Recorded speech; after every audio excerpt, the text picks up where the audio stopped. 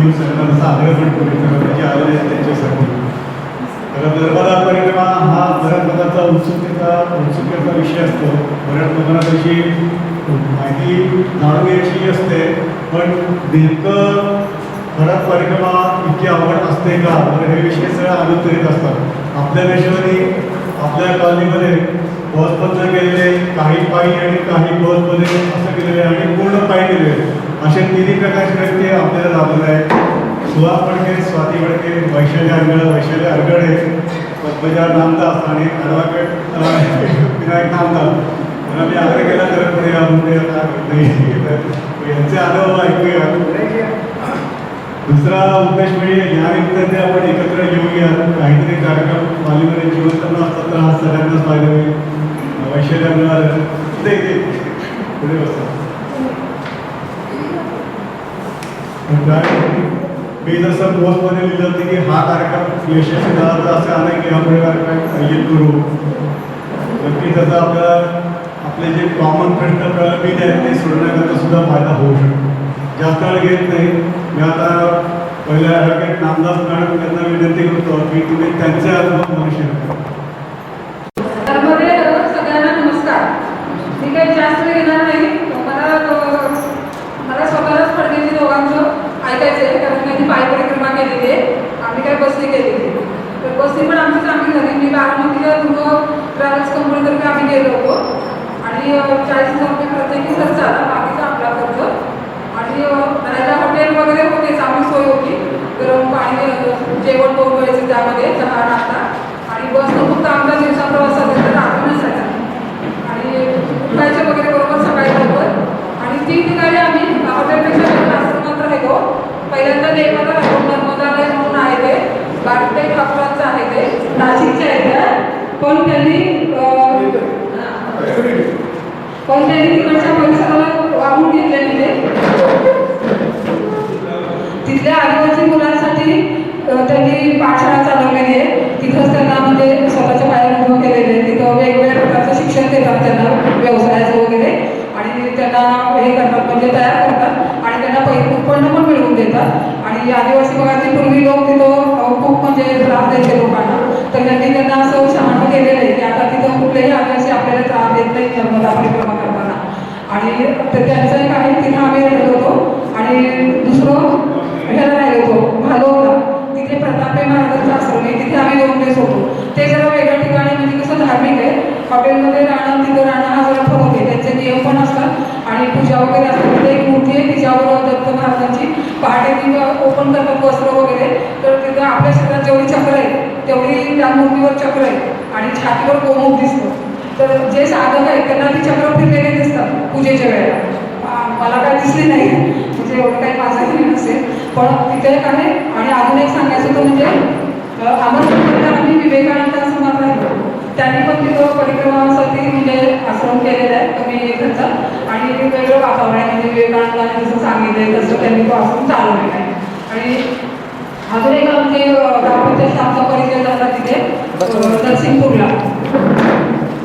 आपल्या इथेच येते चांदोरकर म्हणून नवरा बायको ते 14 जण डॉक्टर आहेत. त्या बाईंनी पण नर्मदेवर पुस्तकं लिहिलेले आहेत तिथला म्हणजे सगळा अभ्यास वगैरे करून.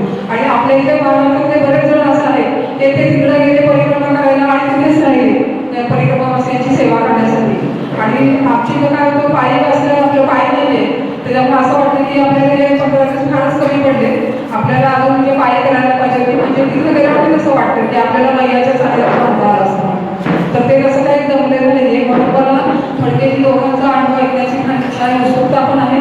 आणि एक सांगायचं होतं की जगन्नाथ कुंटेंनी बऱ्याच वेळा नर्मदा परिक्रमा केल्या आणि त्यांनी पुस्तक लिहिलं नर्मदेवर. त्याच्यामुळे आपल्या इथल्या बऱ्याच जणांना म्हणजे असं चालना मिळाली की नर्मदा परिक्रमा करावी. त्यांना सगळ्याला पण खूपच अनुभव आले, जाता नाही येते. पण म्हणजे मला एवढंच सांगायचं, आमची सोय बऱ्यापैकी सगळीकडे चांगली झाली, काही अडचण वगैरे आली नाही. छोट्या मोठ्या अडचणी येतात, पण काही आपली परीक्षा बघत असते त्यातून आपण पाहतो. आणि आमच्या इथे 4-5 वयस्कर सिनियर्सना जरा त्रास झाला होता. मग ते नरसिंगपूरला जे चांदोरकर म्हणून आहेत नाशिकचे होते, पण तिथे स्थायिक झाले आता. तर त्यांनी मला सगळं स्कॅनिंग वगैरे करून रिपोर्ट वगैरे देऊन औषध पाणी देऊन म्हणजे असं फ्रीमध्ये केलं. त्यांनी ते म्हटलं की परिक्रमा असेल की आम्ही सेवा करतो. तर असे खूप जण आहेत तिथं मैयाच्या सेवेला म्हणून घेतलेले. म्हणजे आपल्याला असं वाटतं की आपल्याकडून आपण सगळं बघतो, पण की आपण किती छोटे आहोत आणि माणसं किती सेवा करतात आणि पहिल्या कशी आपली परीक्षा घेते पण आपल्याला त्यातनं पाठ पण करते आणि ते सब तिथे गेल्यानंतर शिकायला मिळते की आयुष्यात हे महत्त्वाचं आहे. धन्यवाद. नर्मदे. मी यांच्या बघण्यापेक्षा वेगळ्या प्रकारे परिक्रमा करते. माझी नोकरी चालू आहे, मुलं लहान आहेत, त्यामुळे मला एका वेळी 5-6 महिने वेळ काढून परिक्रमा करणं शक्य नाही आहे, ही इच्छा असेल तरी. आणि बसने करायची नाही आहे, त्यामुळं मी पायी परिक्रमा करते, पण टप्प्याटप्प्यावरून करते. गेली 2 वर्ष करते. पहिल्या वर्षी मी 15 दिवसाची सुट्टी काढून गेले होते दिवाळीनंतर आणि त्यातले 9 दिवसच चालू शकले. आणि सुरुवातीला मी भालूरला गेले, तिथे 4 दिवस राहिले आणि नंतर मला 9 दिवस मिळाले चालायला. आणि यावर्षी नोव्हेंबरमध्ये दिवाळी झाल्यानंतर गेले ते मी 15-20 दिवस चालले. आत्तापर्यंत माझा 500 किलोमीटरचा प्रवास झाला. पहिल्या वेळी 200 किलोमीटर आणि नंतर 300 किलोमीटर. पण खूप वेगळा अनुभव आहे. म्हणजे असं पण आत्ताच्या जगात असतं किंवा 21व्या शतकात अशी माणसं असतात की कुठल्याही अनोळखी माणसाची ती इतकी सेवा करू शकतात आणि माणसात देव पाहणं म्हणजे काय हे तिथं गेल्यानंतर कळतं. म्हणजे हे परिक्रमेला वगैरे जाण्याच्या आधी मी एकदा वारीला गेले होते, म्हणजे ते पण 1 दिवस. आणि मला असं वाटलं की काय असतं वारी, इतके लोक जातात, लाखो लोक जातात आणि काय आहे ते आपण बघावं. आणि म्हणून मी पुण्यापासून चालत गेले होते, सासवडपर्यंत तेवढ्यात चालत गेले होते. आणि जेव्हा मी वारीबरोबर चालत होते तेव्हा ते जे वारकरी आहेत ते त्यांच्या डोक्यावरती ती तुळस होती, अंगावरती थोडंसं सामान होतं कारण बाकीचं गाडीमध्ये होतं. ते नाचत होते, गात होते आणि अतिशय खिडवळ बायका सुद्धा खूप सुंदर उभ्या गात होत्या आणि खूप अर्थपूर्ण होत्या त्या. मला दिसत होतं की त्यांना खूप आनंद होतो, म्हणजे त्यांच्या चेहऱ्यावरून तो आनंद ओसंडून वाहत होता. ते आनंदी हे मला कळत होतं, पण तो आनंद मला मिळत नव्हता कारण मी वारकरी नव्हते. मी नुसतीच बरोबर चालत होते. कदाचित त्यांच्या मनात जो भाव होता तो माझ्या मनात तेवढं ते विठ्ठलाप्रती जे असायला हवा भाव तो नव्हता. त्यामुळे त्यांचा आनंद मला दिसत होता पण अनुभवता येत नव्हता. आणि नर्मदा परिक्रमेत पण मला वाटतं तसंच आहे की मी आधी खूप पुस्तकं वाचली होती आणि नर्मदा परिक्रमेला आपल्याला जायचं एवढं डोक्यात होतं, पण जोपर्यंत तुम्ही ते होत नाही तोपर्यंत तुम्हाला ते कळत नाही. अशा प्रकारचा तो अनुभव आहे. आणि आत्ता खरं तर मला परिक्रमा करता येईल असं अजिबात वाटलं नव्हतं, कारण मी जेव्हा परिक्रमा करायचं असं ठरवलं होतं तेव्हा हे आपल्याला आत्ता नाही आहे, हे रिटायरमेंट नंतर आहे, एवढं पक्कड डोक्यात होतं. म्हणजे 2 मुलं सोडून महिनाभर सुट्टी, म्हणजे 5 महिने सुट्टी काढून तर शक्यच नाही. त्यामुळे हे आत्ता आपल्यासाठी नाही. आणि असं अचानक झालं की मला आमच्या पाहुण्यांमधली एक जण परिक्रमेला जाणार आहे असं कळलं. तर म्हटलं ठीक आहे, आपण तिला भेटून तरी येऊया, म्हणजे परिक्रमेला जाणाऱ्या माणसाला भेटण्याचा आनंद घेऊया असं म्हणून मी गेले भेटायला. आणि मग तिच्याशी भेटल्यानंतर ती सहज मला म्हणाली की येतेस का तू पण. म्हटलं छे गो, मला काही शक्य नाही आणि आता माझ्यासाठी हे नाही आहे. पण ठीक आहे, तू 8 दिवस तरी ये. म्हटलं नाही, मला ते पण 8 दिवस मला शक्य नाही आहे, मंगेशवर आणि परिक्रमा वगैरे त्याला पटणार पण नाही. तर मग मी म्हटली ठीक आहे, तू भालक, कारण त्या भालकपासून त्यांचा खूप सुरू करणार होता परिक्रमा, तू भालकपर्यंत आणि तू परत जाईल, 2 दिवसाचा तर प्रश्न आहे. म्हटलं नाही, हे काय मला शक्य नाही म्हणत. पण आतून कुठेतरी वाटत होतं की आपल्याला जायला पाहिजे आणि म्हणजे जायचं आहे अशी इच्छा होती, जायला पाहिजे असं सुद्धा वाटलं. तर ती म्हटलं तुला मला भेटायला यायचं, तिला काहीतरी आपण द्यावं, ती चालली परिक्रमेला, तर म्हणून त्या उद्देशाने मी तिला भेटायला गेले. तर ती म्हटली भालकचे महाराजांचा उल्लेख केला काकूंनी, प्रतापे महाराज. तर मला महाराज कोण आणि हे मी आजपर्यंत कुठल्या महाराजांना भेटले नव्हते. आणि आपल्याला जनरली महाराज म्हणजे बंधुगिरी किंवा एक डोळ्यासमोर काहीतरी येतं आणि थोडीशी निगेटिव्ह भावना असते, आपण शिकलेल्याच्या त्या अहंकारामुळं असेल किंवा काय. आणि म्हटलं ठीक आहे, बघूया आपण, म्हणजे ती म्हणते ना महाराजांना भेटायचं, तर ठीक आहे, आत्ता जायच्याऐवजी संध्याकाळी जाऊ म्हणून मी भेटायला गेले. महाराजांना, प्रतापे महाराजांना भेटल्यानंतर मला महाराजांविषयीच्या माझ्या डोक्यातल्या कल्पना एकदम दूर झाल्या आणि त्यांना भेटल्यानंतर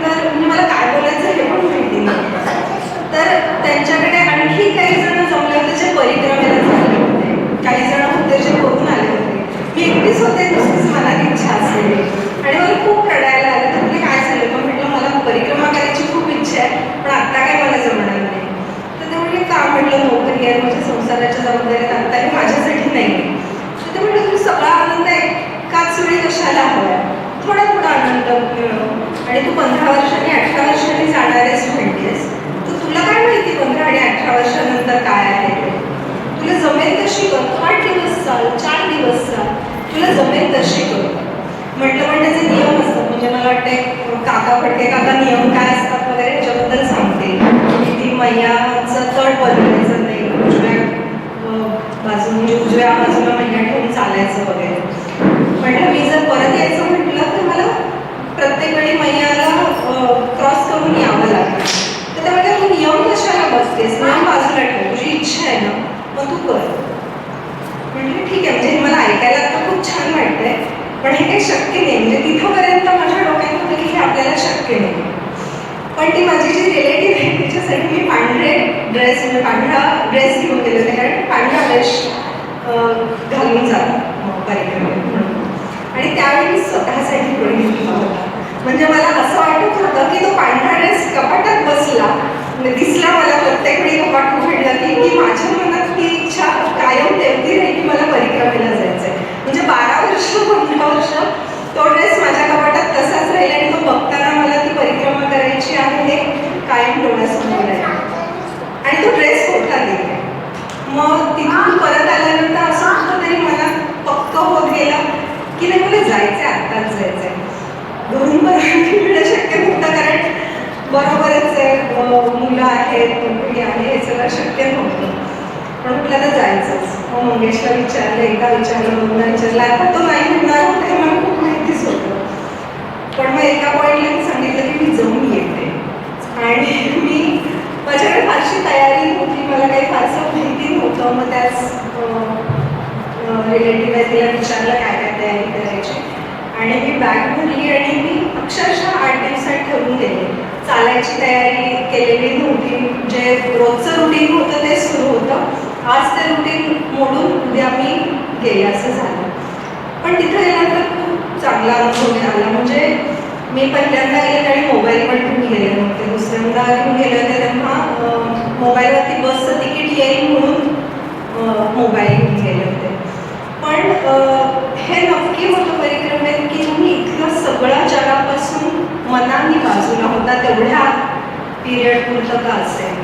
म्हणजे तुमच्या पुढे तुम्हाला फक्त परिक्रमा करायची, चालायचं आणि नामस्मरण करायचं एवढंच डोक्यात असतं. इथलं सगळं म्हणजे शांतता म्हणतात किंवा काय त्याचा अनुभव येतो. म्हणजे मला तिथं गेल्यानंतर आनंद आणि समाधान याच्यातलं फरक कळला. म्हणजे आनंदामध्ये एक्साइटमेंट असते, तिथे गेल्यानंतर आनंद मिळतो त्याच्यापेक्षा समाधान मिळतं. कारण समाधानामध्ये स्थिरता आहे असं मला वाटतं, आनंदामध्ये एक्साइटमेंट आहे. आनंद तिथे गेल्यानंतर आनंद होतोपेक्षा समाधान मिळतं. म्हणजे एक प्रकारची मनाला खूप छान स्थिरता येते आणि त्याचा अनुभव घेण्यासारखा. आणि मला वाटतं तिथे लोकांचे अनुभव, लोक कसं परिक्रमावासियांना ट्रीट करतात हे काका अजून खूप छान सांगतील. आणि त्यांचा अनुभव माझ्यापेक्षा मोठा आणि सलग अनुभव आहे. सो तो त्या सलग अनुभवातला आनंद त्यांनी घेतला आणि त्यांना तो जास्त चांगला सांगता येईल. माझा तुकड्या तुकड्यातला असला तरी तो मला मिळतो. म्हणजे मी आत्ता असं म्हणजे माझं मला समजावते की हे माझं रिकरिंग डिपॉझिट आहे. मी दरवर्षी जाऊन थोडं थोडं साठवते. सो मला त्याचं काहीतरी इंटरेस्ट आनंदाच्या रूपाने, समाधानाच्या रूपाने मिळणार आहे. त्यांचं फिक्स डिपॉझिट झालं त्यांनी तो एकदम सगळं इन्व्हेस्ट केलं आहे. त्यामुळं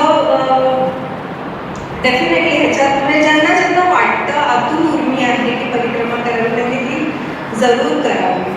आणि खूप लोक भेटतात आणि लोकांशी बोलणं होतं आणि त्यांचे अनुभव म्हणजे मी या परिक्रमेत 10 वर्षाच्या 10वीतल्या मुलापासून 9वीत होते त्यांनी 10वीत ॲडमिशन घेतली होती अशा मुलापासून PhD करत असलेले झालेले लोक पण भेटले. अगदी लहान मुलांना घेऊन परिक्रमा करणारे आईवडील पण भेटले. आणि एका पायाने पूर्ण म्हणजे पाय नाही, एकच पाय आहे आणि पाठीवर 10 किलो ओझं घेऊन उघड्या घेऊन चालणारा परिक्रमावासी पण भेटला. म्हणजे अशा परिक्रमावासी बघितले की आपल्याला वाटतं की आपण कशाची तक्रार करतो. म्हणजे माझे पाय दुखत आहे, पायाला फोड आले, त्याची तक्रार करण्यात अर्थच नाही. कारण जर हे लोक परिक्रमा करू शकतात तर आपल्याला करायला काहीच अडचण नसायला पाहिजे. म्हणजे मला 2ही वेळा पायाला खूप फोड आली, पण म्हणजे तेवढा जर मला पायाला फोड त्यातला जो सुरुवातीला होता तेवढा आला असता तर मी इथे घरात असते तर मी बेडवरून उठले नसते की खूप जीवाचं कौतुक केलं असतं. पण तिथं तेवढा फोड आल्यानंतर सुद्धा मला तो फोड आला आणि मला दुखतं ह्याच्यापेक्षा मला उद्या चालता येईल ना हे जास्त वाटायचं, कारण मला चालता आलं पाहिजे, कारण मला परिक्रमा करायची आहे. म्हणजे ह्या शरीराच्या सगळ्या काय वेदनांपासून त्याच्या पलीकडे आपण जातो. आणि इतर वेळी आपण हॉटेलमध्ये काय सोयी आहे, मग रूम चांगली नसेल तर आपण मॅनेजरशी म्हणू, चांगली रूम घेऊ, पाणी मग आपण बिस्लरीचंच पिऊ. तिथे असं काही नाही आहे. तो तिथला जो संत असेल त्या ह्याच्यामधला आश्रमातला तो एक टाकी दाखवतो किंवा एक नळ दाखवतो किंवा हातपंप दाखवतो. पाणी कुठलं आहे, प्यायचं हे, आंघोळीचं हे, ताट घासून धुवायचं हेच पाणी, आणि ते आपण करतो आणि काहीही त्रास होत नाही. म्हणजे मी कुठलं पाणी अडाकलं प्यायले, विहिरीतलं प्यायले, रस्त्याच्या हातपंपातलं प्यायले, मैयाचं तर प्यायलेच, पण त्या कशाचाही त्रास होते आणि कुठेही मनामध्ये शंका पण येत नाही. जे ताटात समोर येईल ते आपण जेवतो आणि आनंदाने जेवतो, त्याच्यामध्ये आनंद नक्की मिळतो. आणि मी अशी परिक्रमा करत असल्यामुळे माझ्या बरोबर कोणीतरी आहे असं नव्हतं. म्हणजे सुरुवातीला पहिल्यांदा गेलं तर तेव्हा तो ग्रुप होता आणि त्यातले एक गृहस्थ माझ्या बरोबर आले होते. पुढच्या वेळी मी एकटीच गेले, म्हणजे माझ्या बरोबर असं कोणी नव्हतं. पण तिथे गेल्यानंतर पहिल्या दिवशीपासून मला सोबत मिळाली, म्हणजे एक जण माझ्याबरोबर एक महाराष्ट्रातलाच माझ्यापेक्षा बऱ्याच 10 वर्षांनी लहान असलेला एक मुलगा ड्रायव्हर होता आणि तो मला असं सतत भेटत आला. आणि मी असं की आपण एकटं आलो तर आपण एकटं चालूया. आणि मग मला एका पॉईंटला लक्षात आलं की नाही, मी त्याची साथ नाही नाकारू शकत. म्हणजे हा माझ्याबरोबर सोबत करण्यासाठी आलेला इथपर्यंत जाणीव झाली. आणि त्यांनी मला इतक्या अवघड रस्त्यातून इतक्या काळजीने नेलं. आणि त्याला खरं तर खूप हळू परिक्रमा करायची होती, कारण त्याला एका गावी त्याला पोहोचायचं होतं आणि त्याच्यासाठी 2 महिने त्याच्याकडे हातात होते, कारण तिथे त्याला भागवत कथा ऐकायची होती. पण पण त्यांनी माझ्याबरोबर, म्हणजे मी एकटी आहे आणि मैयाबरोबर आपण राहिलं पाहिजे याच्याने मला जसा हवा तसा, म्हणजे मला आज इतकं चालायचं तर तो माझ्याबरोबर तितकं चालला, असं करून त्यांनी मला सोबत केली. त्यामुळं घाबरण्याचं काही कारण नसतं. एकटे आहात, निघालात तरी एकटे राहाल असं नाही, सोबत घेऊन निघालात तर ती सोबत राहीलच असं नाही आहे. त्यामुळे काही ठरवून त्याचा काही उपयोग होत नाही. आणि जसं मी पाणी प्यायचं म्हटलं तसंच आपल्या सगळ्या संकल्पना कळून पडतात. म्हणजे उघड्यावर आंघोळ करावी लागते, तुम्हाला झोपायला फक्त खाली जमीन आणि वरती छत आहे आणि आजूबाजूला काय फक्त कठडा आहे, एवढ्याच ह्याच्यात झोपावं लागतं. पण तिथे गेल्यानंतर त्याची अडचण नाही वाटत. ज्या एरवी आपल्याला खूप कन्सर्न्स असतात, प्रायव्हसीचे कन्सर्न्स असतात, ते तिथे गेल्यानंतर काहीच राहत नाही. म्हणजे इथले आपण तिथे नसतो, आपण तिथे कोणीतरी वेगळेच असतो. त्यामुळे ज्यांना तुम्हाला इच्छा आहे त्यांनी नक्की परिक्रमा करा आणि पायी केली तर त्याचा आनंद. नर्मदे धर त्वदीय पादपंकजं नमामि देवी नर्मदे. मला प्रवासाची खूप आवड आहे आणि कायम प्रवास करणं, वाचणं, कात्रणं जमवणं याचा मला छंद होता. आणि मी अनेक वर्षांपूर्वी नर्मदा परिक्रमेबद्दल खूप वाचलेलं होतं, पण असं कधी चालत जाण्याचं डेअरिंग नव्हतं. आणि मग काही वर्षांपूर्वी माझ्या सासऱ्यांनी बसनी परिक्रमा केली होती. तेव्हा असं लक्षात आलं की अरे आपण बसनी पण करू शकतो. पण मधली वर्ष अशीच गेली की माहीत नाही, कोणीतरी कंपनी मिळेल मग आपण जाऊ वगैरे असं तसं. पण मग यावर्षी असं झालं, माझ्या 2 मैत्रिणी, एक पल्लवी जी आता आली इथे आणि सुनीता, या दोघींनी म्हणलं की मे महिन्यातच त्या म्हणलं की आपण डिसेंबरमध्ये परिक्रमेला जायचं. म्हणलं आता एवढा कोरोना आहे, मी नाही येणार. त्या म्हणल्या काही नाही होत, आपण जायचं. म्हणलं ठीक आहे, मी नोव्हेंबरमध्ये फायनल करेन आणि त्याप्रमाणे आम्ही ठरवलं. आणि 12 ते 30 डिसेंबर यशोधन ट्रॅव्हल्स पुण्यामध्ये जे कसबा पेठेत ऑफिस आहे त्यांच्याबरोबर आम्ही नर्मदा परिक्रमेला गेलो. आमच्याबरोबर त्यांचे जे ओनर आहेत प्रकाशभाऊ मोळक, ते बरोबर होते. म्हणजे ते राधा त्यांच्या ऑक्टोबरपासून ज्या परिक्रमा सुरू होतात त्या मे महिन्यापर्यंत त्यांच्या ओळीने 11 परिक्रमा या आमची जी होती ती 57वी होती, तर त्या हिशोबाने ते अत्यंत सीझन्ड ती परिक्रमा येणारे आहे. आणि आमची अत्यंत उत्तम सोय सगळीकडे, चांगली हॉटेल्स राहायला, खाण्यापिण्याचा काहीच प्रश्न नाही, कारण त्यांची पूर्ण टीम होती बरोबर, ते त्यांचं जेवण बनवतात. त्यामुळे आपण अगदी पोचायचा अवकाश की आपलं जेवण तयार असतं. इतकी आम्हाला सुखसोयींची आमची परिक्रमापेक्षा परिभ्रमण झालं असंच मी म्हणते. म्हणजे अगदी नर्मदा मैयाने बोलवून घेतलं आणि ती म्हणली की ठीक आहे, तू आल्हादपणे ये आणि आल्हादपणे जा. अशा इतक्या छान प्रकारे माझी परिक्रमा झाली. आता परिक्रमेमध्ये म्हणजे मी अशी खूप देवदेव करणारी किंवा अशी काही नाही आहे, पण या परिक्रमेचं वैशिष्ट्य असं की तिथं गेल्यानंतर म्हणजे जेव्हा इथून आम्ही इंदोरला ट्रेननी गेलो आणि इंदोर टू इंदोर आम्हाला 2x2 AC बसचा प्रवास होता. तर इंदोरहून निघाल्यानंतर जेव्हा नर्मदेचं पहिलं दर्शन झालं तेव्हा असं वाटलं की अरे मी खरंच इथे आले. आणि त्या स्पॉटला नंतर जेव्हा शेवटचं दर्शन झालं तेव्हा असं वाटलं की अरे मी खरंच परिक्रमा केली. म्हणजे तो जो एक आनंद होता तो म्हणजे मी सांगू नाही शकत की किती मोठा होता किंवा त्याचे समाधान होतं, ते जबरदस्त होतं. आमची सगळीकडे अत्यंत उत्तम सोय होती. ओंकारेश्वरहून आमची परिक्रमा उचलली म्हणजे तिथं पहिल्यांदा संकल्प केला जातो, ती पूजा होते, ते पूजेचं सगळं आयोजन अत्यंत उत्तम होतं आणि ती पूजा झाल्यानंतर मग आपली परिक्रमा सुरू होते. आता बसनी जी परिक्रमा असते त्याचा जो मार्ग आहे तर तो म्हणजे कसा आहे की परिक्रमा म्हणल्यावरती नर्मदा आपल्या उजव्या हाताला ठेवून आपण जातो. तर हा बसचा जो मार्ग आहे तो 3600 किलोमीटरचा प्रवास आहे. त्याच्यामध्ये कधी 150 किलोमीटर, कधी 400 किलोमीटर असा तो रोजचा प्रवास असतो. आणि चालत तुम्हाला हार्डली 2-3 किलोमीटरच रोज चालावं लागतं, त्याच्यापेक्षा जास्त नाही. आणि ह्या ह्याच्यात आता नर्मदा ह्याच्या काठावरती जवळजवळ 65,000 शिवलिंग आहे. म्हणजे नर्मदा ही शंकराची मुलगी आहे, ती अमरकंटकला मेकर पर्वतातून निघते आणि ती जवळजवळ 1300 किलोमीटरचा प्रवास करून ती भरूचला मिठीतराईला हे अरबी समुद्रात मिळते. तर इथपर्यंत तिचं जे पात्र आहे तर काही ठिकाणी अगदी शांत संयमी, काही ठिकाणी खूप अवघड, काही ठिकाणी रौद्र, अशी तिची सगळी रूपं आपल्याला अनुभवायला मिळतात. आणि बसच्या प्रवासातून आपण जेव्हा जात असतो तेव्हा आसपासचा जो निसर्ग आहे म्हणजे हा जो मध्य प्रदेशचा जो संपूर्ण परिसर आहे हा अत्यंत समृद्ध आहे. म्हणजे सगळीकडे खूप शेती, मोठी मोठी शेती, म्हणजे मी खरं सांगते मी एवढी शेती कधीच पाहिली नव्हती, त्यामुळे माझ्यासाठी ते अद्भुत होतं की कधी बाहेर बघा, कधी ऊसाची शेती, मिरच्यांची शेती, भरपूर अशी कलिंगडाची, पपईची, अशी सगळं ते माझ्यासाठी खूपच छान होतं तो अनुभव. म्हणजे तुम्ही बसमध्ये बसल्याशिवाय तुम्हाला बोर वगैरे काहीच होत नाही, कारण तुम्ही आसपासचा निसर्ग ऐकतो बघता. आणि दुसरं म्हणजे बसमध्ये पण प्रवास करताना ते आमचे जे प्रकल्प होते ते आपण आता कुठे चाललो आहोत, त्या जागेचं महत्त्व किंवा तिथल्या त्या विशिष्ट त्या म्हणजे शिवाचं महत्त्व ते आम्हाला सगळं इतकं व्यवस्थित आधी समजून सांगितलेलं असायचं ना की आपली उत्सुकता की आता आपण इथं काय बघतो आहे आणि आपण त्याचा कसा आनंद घेणार याची ती एक उत्सुकता सतत राहायची. आणि त्यांनी एक वातावरण असं क्रिएट केलं होतं की तुम्ही सतत नर्मदे हर हा बीजमंत्र तुम्ही जपत राहा. आणि बसमध्ये पण तुम्ही इतर काहीतरी वेळावाकडं बोलण्यापेक्षा तुम्ही या पद्धतीचं काहीतरी बोलत राहा, ऐकत राहा.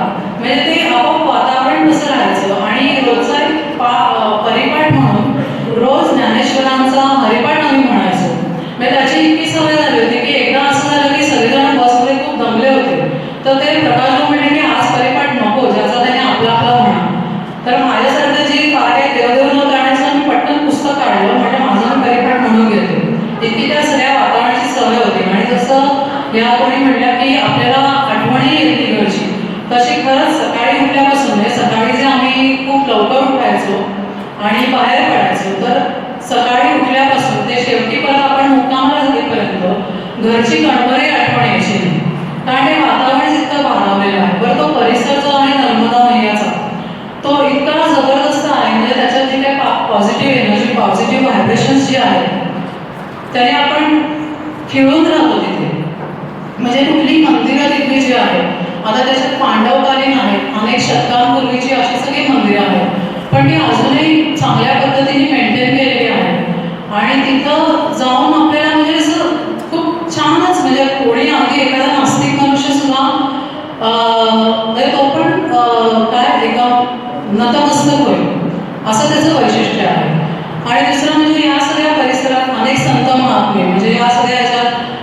गजानन महाराज असतील, स्वामी समर्थ असतील, नंतर बिडकर महाराज, रंगावत स्वामी, या सगळ्यांनी परिक्रमा केलेल्या आहेत आणि त्या सगळ्यांच्या वास्तव्याने तो सगळा परिसर एकदम पावन झालेला आहे. तसंच ही परिक्रमा जी आहे सगळ्यात प्रथम मार्कंडेय ऋषींनी केली आणि त्यांनी ही परिक्रमा करायला त्यांना 45 वर्ष लागली. कारण या नदीच्या ज्या 999 उपनद्या आहेत त्यातली कुठलीही नदी न ओलांडता त्यांनी ती परिक्रमा केली, त्यामुळे त्यांना 45 वर्ष ती लागली आणि त्यांनी ते नर्मदा पुराण लिहिलं आहे. असं तिचं ते वैशिष्ट्य आहे. आणि ही नदी 6.5 कोटी वर्ष जुनी आहे. या गोष्टीवरती जे संशोधन झालं आहे आणि त्याचं जे जीवाश्माचं जे एक संग्रहालय आहे ते गुरुवा या ठिकाणी आहे आणि ते पण आम्हाला बघायला नेलं होतं की म्हणजे ह्या कुठलीच भाकड कथा नाही आहे, ही एक खरंच आहे. इतकी अतिशय प्राचीन आणि नर्मदा ही एकमेव अशी नदी आहे की जिची परिक्रमा केली जाते, असं तिचं वैशिष्ट्य आहे. आणि अशा परिक्रमा म्हणजे आता जेव्हा नीलकंठेश्वराच्या मंदिराला आपण जातो तर 100 पायऱ्या उतरून जातो आणि तिथं गेल्यानंतर इतकं सुंदर वातावरण असतं. म्हणजे अनेक आता बरी ह्याच्यात दत्त मंदिरं पण खूप आहेत, कारण जे दत्त उपासना करणारे जे लोक आहेत ते अनेक लोक नर्मदेची परिक्रमा करतात. त्या दत्ताची आणि शंकराची अशी अनेक मंदिरं इथे या सगळ्या परिसरात आहेत. या सगळ्या परिक्रमेत आम्ही ओंकारेश्वर, कमलेश्वर हे ज्योतिर्लिंगापैकी आहे आणि उज्जैनचा महाकालेश्वर, ही 2 ज्योतिर्लिंगांचं आम्हाला दर्शन घडलं. म्हणजे ॲक्च्युली उज्जैन हे परिक्रमेत येत नाही पण आम्हाला तिथं नेलं होतं. तसंच सरदार सरोवरात जो आता सरदार वल्लभभाईंचा पुतळा आहे गरुडेश्वरला, तोही बघायला आम्हाला नेलं होतं. शिवाय भेडाघाटचा धबधबा तोही आम्ही बघून आलो. म्हणजे असं नर्मदा परिक्रमा पण आम्ही केली आणि थोडीशी अशी काही जी ठिकाणं आपल्याला बघायला आवडेल अशी पण ठिकाणं आमची झाली. पण याच्यात कुठेही परिक्रमेचं मान कधी सुटू दिलं नाही, कारण ते वातावरण तसंच ठेवलं होतं. नंतर खूप बोलायचं आहे, पटपट असं डोक्यात येत नाही आता. आणि या सगळ्या याच्यामध्ये म्हणजे मला असं आता फार बोलता येत नाही, पण असंच सांगेन की नर्मदा मैयाची इच्छा होती की ती परिक्रमा करावी आणि यशोदांची टीम आणि माझ्या 2 मैत्रिणी शिवाय माझे सर्व सहप्रवासी यांच्या पुण्याने माझी ती परिक्रमा अत्यंत कुठलाही त्रास न होता अत्यंत आल्हादपणे पार पडली. एवढंच सांगून मी बोलू इच्छिते.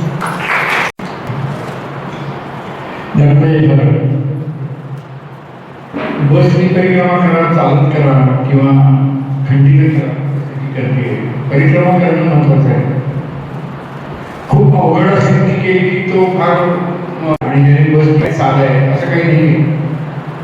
परिक्रमा ही परिक्रमा असते.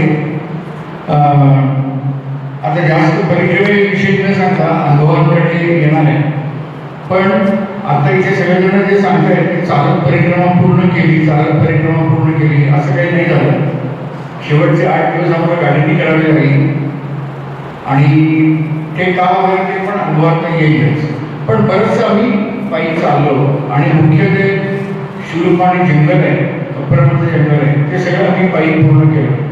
पहिला जो अवघड टप्पा आहे सगळा नर्मदा किनारी जाण्याचा, म्हणजे रॅम्पलिंग करतच जावं लागतं, सहज रस्ता नाही, तर ते पण आम्ही सगळं सहजपणे करू शकलो. सहजपणे आत्ता वाटतंय, त्याला तसं वाटलं नाही, पण ते त्याच्या अनुभवाने ते सांगतो. सुरुवातीला परिक्रमेला जायचं म्हटल्यानंतर अनेक लोकांकडनं माहिती घेतली ती आणि बॅग आणली आणि बॅग भरायला सुरुवात केली. सगळी बॅग भरून झाली, मग पुन्हा व्हॉट्सअपवर दुसरं काहीतरी आलं, पुन्हा ती बॅग रिकामी केली, पुन्हा दुसरं भरलं, पुन्हा सांगितलं की नाही ही बॅग उपयोगाचीच नाही, मग ती बॅग टाकून दिली, नवीन पुन्हा आणली डेकाची वापरनं जाऊन. कारण मग नेतं कुठं आणायचं, ट्रेकिंगचं सगळ्यात बेस्ट दुकान तेच आहे, मग तिकडनं ते आणलं सगळं, हे सगळं केलं आम्ही. आणि मग लक्षात आलं की हे काही करण्याची आवश्यकता नाही. जे तुमच्याकडे आहे कमीत कमी सामान घ्यायचं, पाठीला लावायचं आणि चालता व्हायचं पुढे. आम्ही परिक्रमा करायला ठरवलं आणि दोघांनी सगळं प्लॅनिंग केलं होतं की 6 महिने आधी इतकं चालायचं, मग इतकं चालायचं, मग सामान भरायचं आणि त्या व्यवसायामध्ये काही कपडे सामान भरून इथून डोंगरावर जायचं. महेश नावापूर दर रविवारी सिंहगडावर जातात, मग त्यांच्यावर आपण एकदा सिंहगडावर पण जाऊन येऊ, कारण प्रॅक्टिस व्हायला पाहिजे म्हणून ते इतकं छान प्लॅनिंग केलं होतं, त्यातलं काही जमलं नाही. नेहमीच्या रुटीनप्रमाणे दूध आणायला जायचं तरी स्कूटरला घ्यायचे, जाऊन दूध घेऊन यायचं, चालण्याची अजिबात सवय नाही. पण जायचं नक्की होतं, ठरवलं आणि निघालं. सगळं महिन्यावर सोपवलं की जसं तुला पूर्ण करून घ्यायचे तसं करून घे असं म्हणून ओंकारेश्वरला गेलो, तिथं संकल्प घेतला आणि सुरू केली परिक्रमा. नदी किनारी पायी जाण्याचा रस्ता थोडा वेगळा आहे, तिथे आम्ही उतरलो आणि जायला सुरुवात केली. पूर्णपणे उजव्या बाजूला नर्मदेची नदी असं सांगितलं सगळ्यांनी. आणि नदीच्या किनारी मोठमोठे दगड होते, काही छोटे होते, फसवे होते. पाय टाकला की बरोबर आपल्याला असं वाटतं हा दगड हलणार नाही, पण तो बरोबर हलतो आणि मग पाय मुरगळणं किंवा लागणं हे सगळं होतं छानपैकी. ते पण सुरू झालं आणि ते झालं. आणि मग असं वाटलं मनामध्ये की आपण परिक्रमा पूर्ण केल्यानंतर लोक विचारतील अश्वत्थामा भेटला ना. आणि तुम्हाला ते काय नवीन अनुभूती काय आली, काही कळलं का तुम्हाला, काही मैयाने दर्शन दिलं का वगैरे असं विचारतील. आपण काय सांगायचं त्यांना, ते झालं तर सांगणार, नाही काय सांगायचं. पण लगेच दुसरा विचार मनामध्ये आला, आपण एवढे कुठे मोठे आहोत, जगन्नाथ कुंडे किंवा जिकडे मान होणे की ज्यांना दर्शन व्हावं किंवा निर्णय अनुभव यावे, एवढे की आपण मोठे नाही आहे. तेव्हा अश्वत्थामा नाही भेटला तरी चालेल, बाकीच्या कॅरेक्टर भेटल्या तरी खूप आहे. कारण मी असं ऐकलं होतं की नर्मदा परिक्रमा केली की तुम्ही वैराग्यपूर्ण जीवन जगू शकता. पण वैराग्य याचा अर्थ सगळं सोडून द्यायचं आणि हिमालयात निघून जायचं, ते वैराग्य नाही आहे. सगळ्या गोष्टींच्या सुखसोयींचा लाभ घ्यायचा. पण एखादी सुखसोय नसली तरी सुद्धा तुम्हाला झोप लागली पाहिजे, म्हणजे AC मध्ये पण झोप लागली पाहिजे आणि रेल्वे स्टेशनवरच्या एखाद्या भागावर पण झोप लागली पाहिजे, ते वैराग्य आहे. मग हा अनुभव आपल्याला येईल का?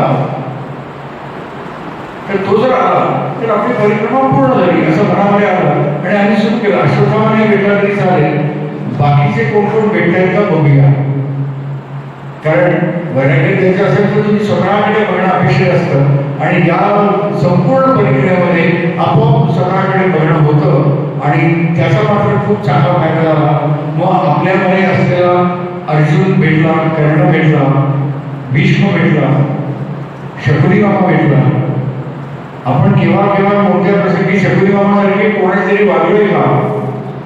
आपण भीष्मासारखे वागलोय का?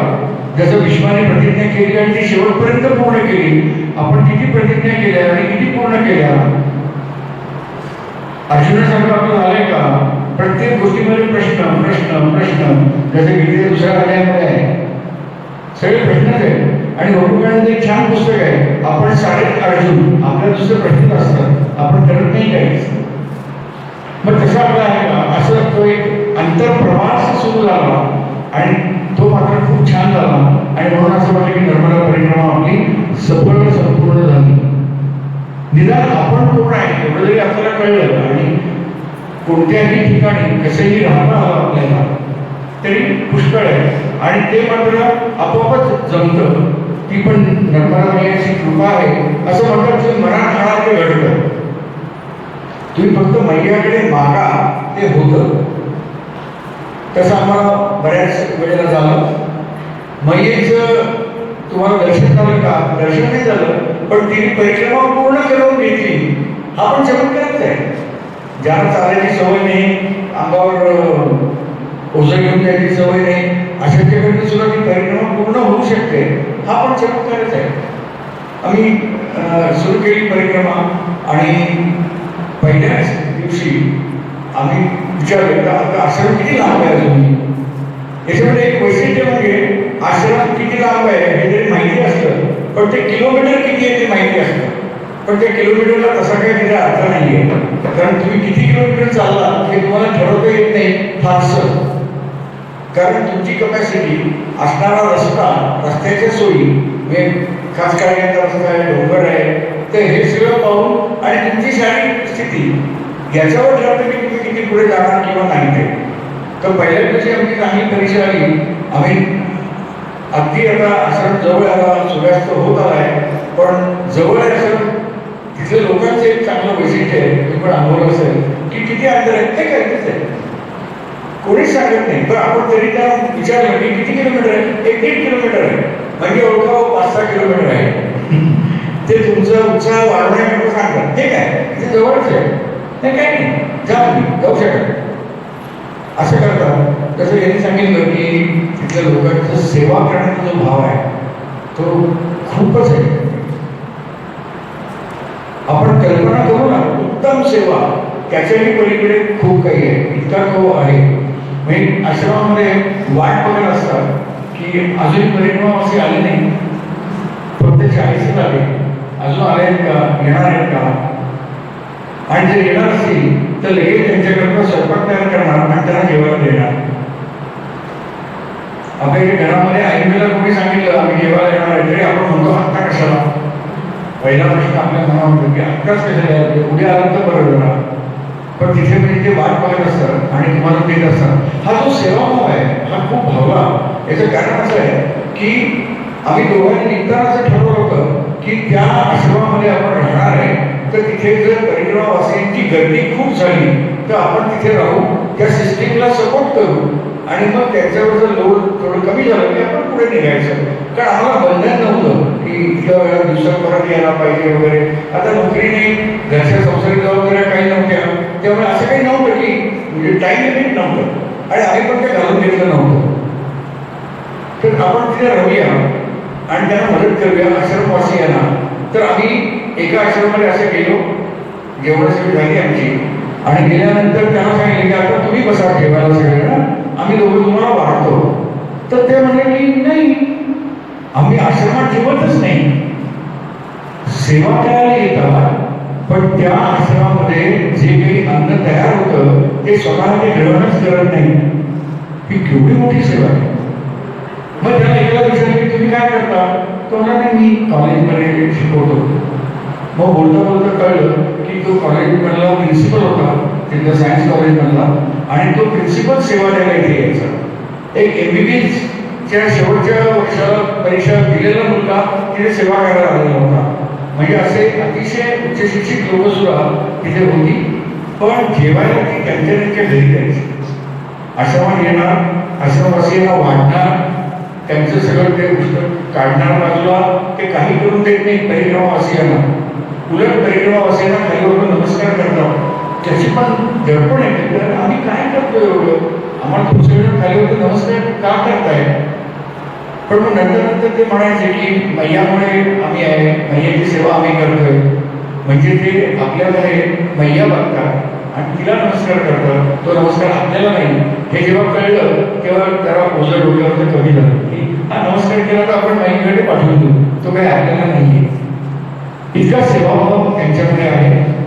आणि तो जो पाहिला की पुन्हा आपली तुलना होते आपल्याबरोबर, स्वतःबरोबर, की मी अशी सेवा करतोय का लोकांची, मी काय करतोय का, माझं सगळं शिक्षण किंवा लेबल लावून मी फिरतोय सगळीकडे, असं आहे का. हे जे आतमध्ये जाणं आहे ते सतत चालू असतं.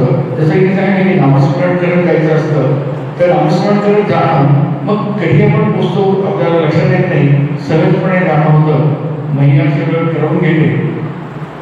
हे सगळं असताना त्या त्या ठिकाणी आश्रमातले जे साधू संत आहेत त्यांच्याबरोबर रात्री जर आपण गप्पा मारायला बसलो तर त्यांच्या प्रचंड अनुभवाचा फायदा आपल्याला मिळू शकतो. त्यांचा खूप अनुभव आहे, त्यांनी तपश्चर्या केलेली आहे वर्षानुवर्ष. जसं त्यांनी प्रतापी महाराजांचं उदाहरण सांगितलं. प्रतापी महाराजांच्याकडे सुद्धा इतका अनुभवांचा खजिना आहे की असं सहज 2 रात्री निघून जातील त्यांचे अनुभव ऐकायचे म्हटलं तर. आणि मग त्यातून ते ऐकत असताना आपण कुठे आहे हे सारखं तपासत राहायचं. आणि ते तपासत राहिलो तर मग आपल्यालाच कळतं की आपण कुठे आहे. आपण दत्ताची जेव्हा आरती म्हणतो तेव्हा मन झाले उन्मन असं त्याने एक ओळ आहे. दत्त दत्त ऐसे लागले ध्यान. ते ध्यान लागताना मन उन्मन होतं, तसं परिक्रमेमध्ये मन उन्मन होतंय का याकडे लक्ष द्यायला पाहिजे. माझं स्वतःच मी स्वतः क्लीन करतोय का सारखं. तिथे करोनाची भीती काही नव्हती, पण सॅनिटायझर मात्र भरपूर होते. तुम्हाला चांगलं ते दाखवत होते तुम्ही कुठे आहात आणि खरे तुम्ही कोण आहात. आम्हाला याचे 2 अनुभव खूप सुंदर आले एके ठिकाणी एका आश्रमातनं आम्हाला अक्षरशः हाकलून लावलं की नाही तुम्हाला इथे नाहीच जागा नाही, तुम्ही जा. अरे पण का नाही जागा? नाही जागा तुम्हाला देणार नाही इथे. अरे पण हॉल भरलाय का? भरला नाहीये, जागा आहे पण तुम्हाला देणार नाही. मग भोजन प्रसादाची काही सोय होईल का? आहे पण तुम्हाला देणार नाही, देऊन जा. इतकं त्यांनी तोंडावर असं दारा आपटतात ना तसं आपटल्यासारखं परत पाठवलं. तो पण एक अनुभव मैयाने आम्हाला दिला. आणि एक अनुभव, सगळी आश्रमाची जागा होती ती फुल झालेली होती परिक्रमावासियांनी. आडवं पडायला पण जागा नाही.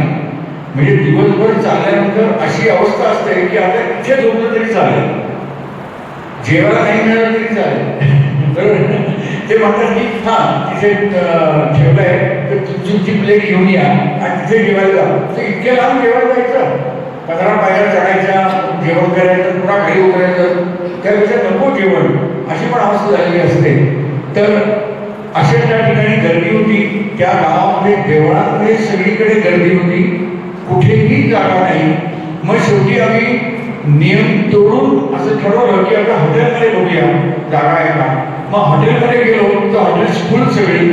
एक जण म्हटलं तिथे डॉर्मेटरी आहे, तिथे बघा आहे का. मग डॉर्मेटरीने आम्ही गेलो आणि तिथे ते म्हटलं की आहे जागा, तुम्ही या.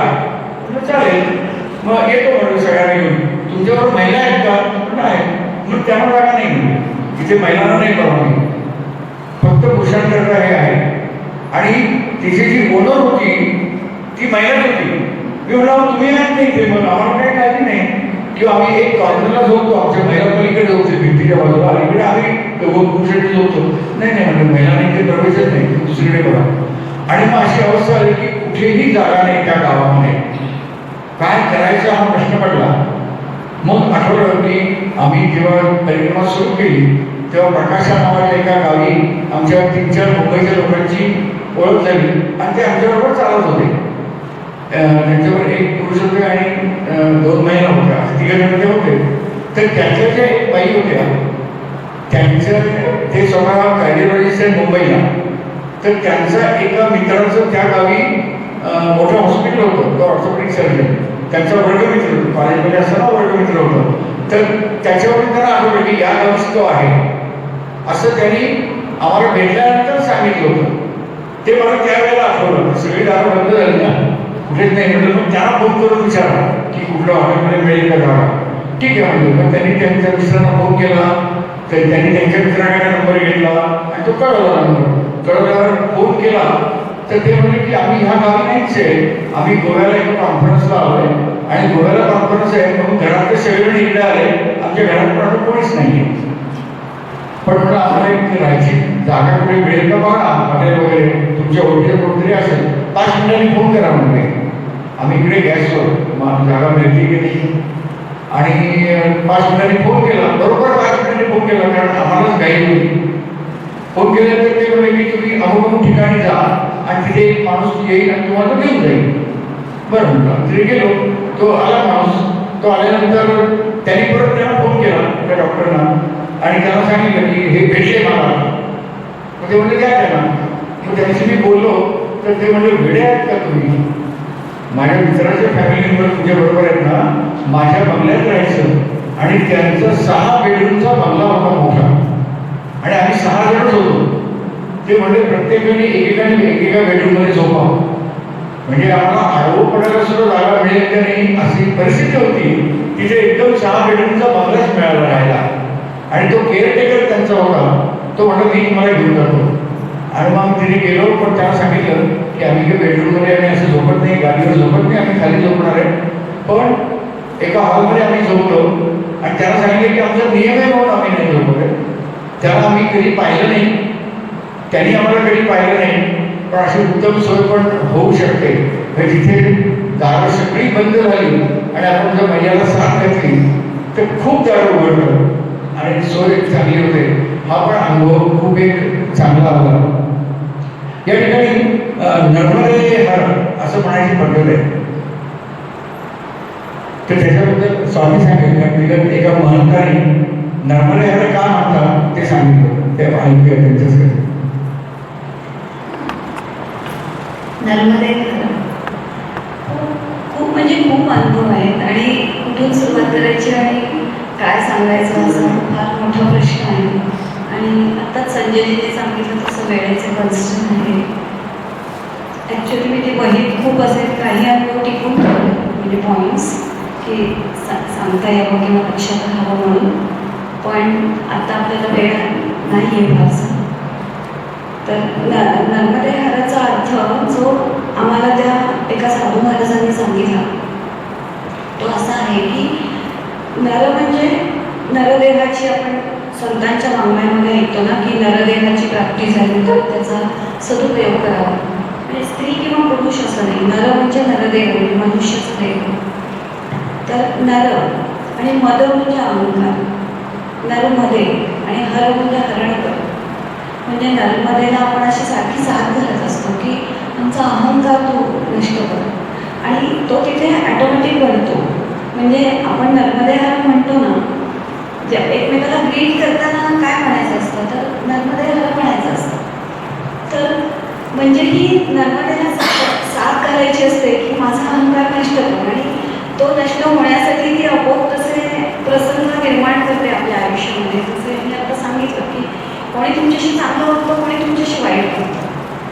वाईट इन द सेन्स आपल्याला त्यावेळेला ते अपील होत नाही, कदाचित ते त्यावेळी आपल्याला लेसन शिकवायला किंवा तसं त्यांना ते योग्य वाटत असतं म्हणून ते तसं करत असतात. म्हणजे उदाहरणार्थ एखाद्या वेळेला आपल्याला अगदी सकाळी उठल्यानंतर चहा भासतो, खूप थंडी वाजत असते, पण त्या आपल्यापर्यंत येईपर्यंत चहा संपलेला असतो आणि तिथे चहा मिळत नाही.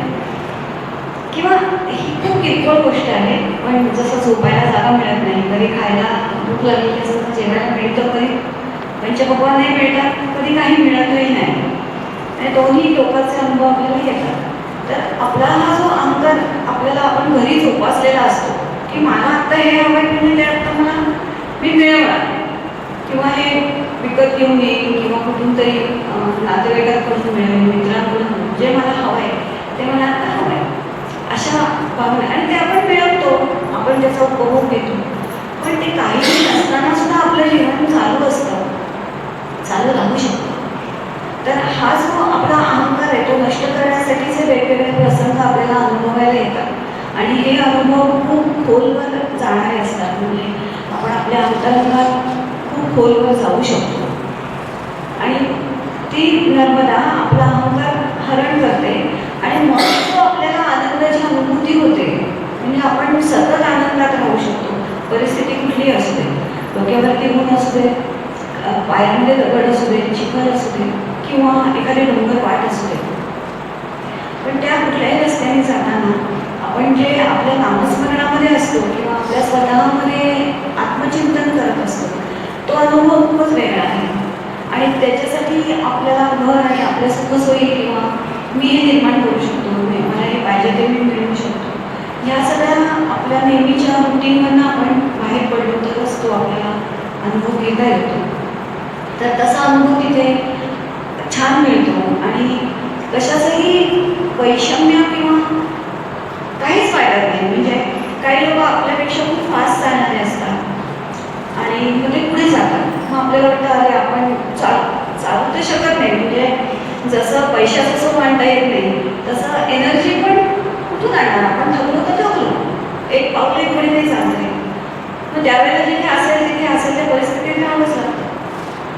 किंवा एखाद्याला एवढी एनर्जी येते की आपण खूप लांब चालत गेलो. म्हणजे एकदा असं झालं की आम्हाला रस्ता सापडला नाही म्हणण्यापेक्षा खूप असे शेतातनं जात होतो, खूप वाहनं जात होती शेतातनं, वाहनं नाही खूप पिकांना आम्ही जात होतो, वाहनांचे आवाज ऐकू येत नव्हते, आणि मेन रस्ता कुठे मिळेल किंवा एखादं घर किंवा एखादं आश्रम असं मिळेल की नाही अशी शंका यायला लागली.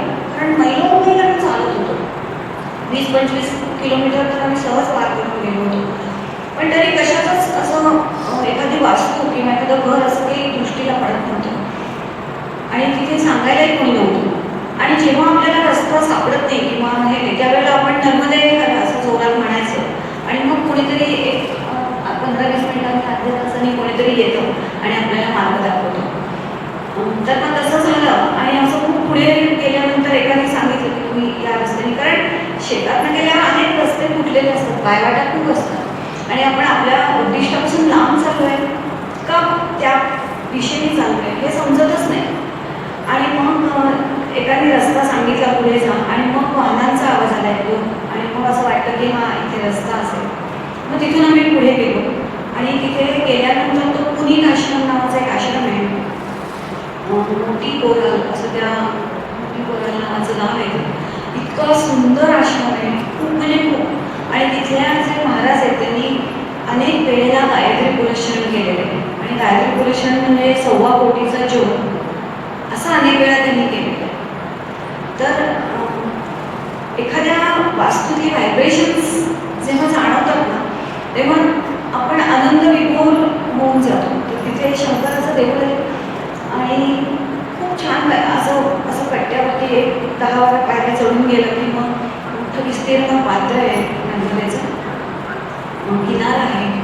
तर त्या वाळूच्या किनाऱ्यामध्ये आम्ही वाळूची पिंड केली आणि तिथे त्या भागात बेलाची झाडं खूप आहे आणि शमी वृक्ष पण खूप आहे. तर शमी वृक्ष आहे कारण तिथे गणपतीचं स्थान आहे असं आम्हाला एका माताजीने सांगितलं. तिथे बायकांना माताजी म्हणतात आणि पुरुषांना महाराज किंवा बाबाजी असं म्हणतात. आणि एखाद्या आश्रमात आपण गेलो ना तिथे विचारतात किती मूर्ती आहे, म्हणजे हे सगळे मूर्तीच आहेत जे परिक्रमा करत असतात ना आणि त्या ते एका देवाचं स्वरूप बघत असतात आणि भक्तिभावाने त्यांची सेवा करत असतात.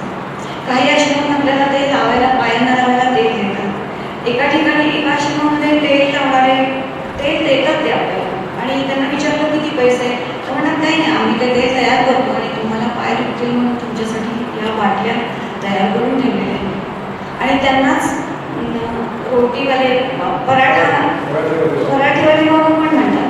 मग ते खूप वेगवेगळ्या प्रकारचे पराठे करून लोकांना खायला लागतात. ते बेसिकली पंजाबचे तेव्हा ते आश्रमात पराठेच करतात, तेव्हा पराठेवाले बाबा आणि तेलवाले बाबा असं त्यांना अशी दोन्ही नावाने ते प्रसिद्ध आहे.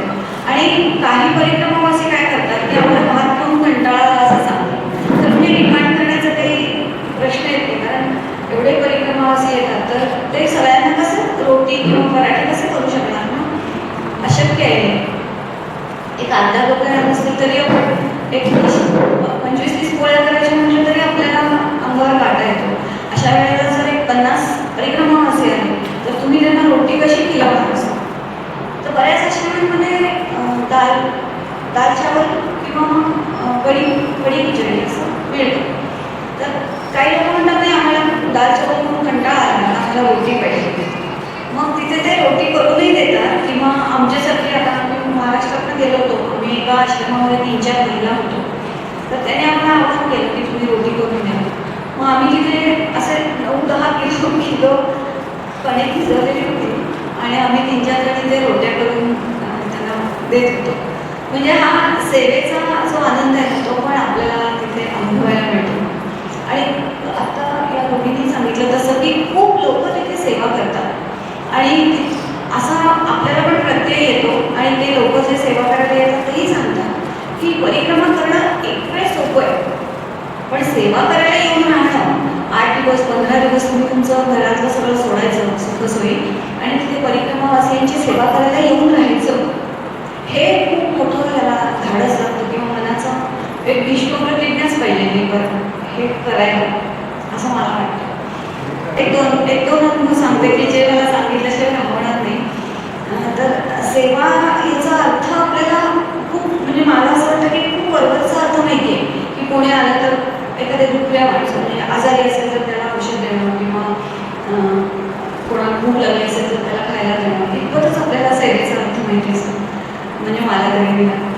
पण तिथे असं झालं की म्हणजे हे 2 अनुभव आहेत मी ते थोडेसे सांगते. एका ठिकाणी असं झालं की माझ्याकडे एक पाऊच होता आणि त्याच्यामध्ये सगळ्या टॉयलेटरीज होत्या, ब्रश आणि पेस्ट वगैरे. आणि तिथे पेस्ट खरं म्हणजे वापरायची नसते आणि साबणसुद्धा वापरायचं नाही. असं नर्मदेच्या काठावरती कपडे धुवायचे नसतात आणि आंघोळसुद्धा नर्मदेच्या म्हणजे काठावर बसून आपल्याकडे कमंडलू असतो त्यांनी पाणी घ्यायचं, नर्मदेत आपले पाय बुडवायचे नाही असं सगळं. म्हणजे एक ती माता आहे आणि तिला पाय नाही लावायचं असं सगळं हे आहे. म्हणजे हे जे नियम आहेत त्याच्यामध्ये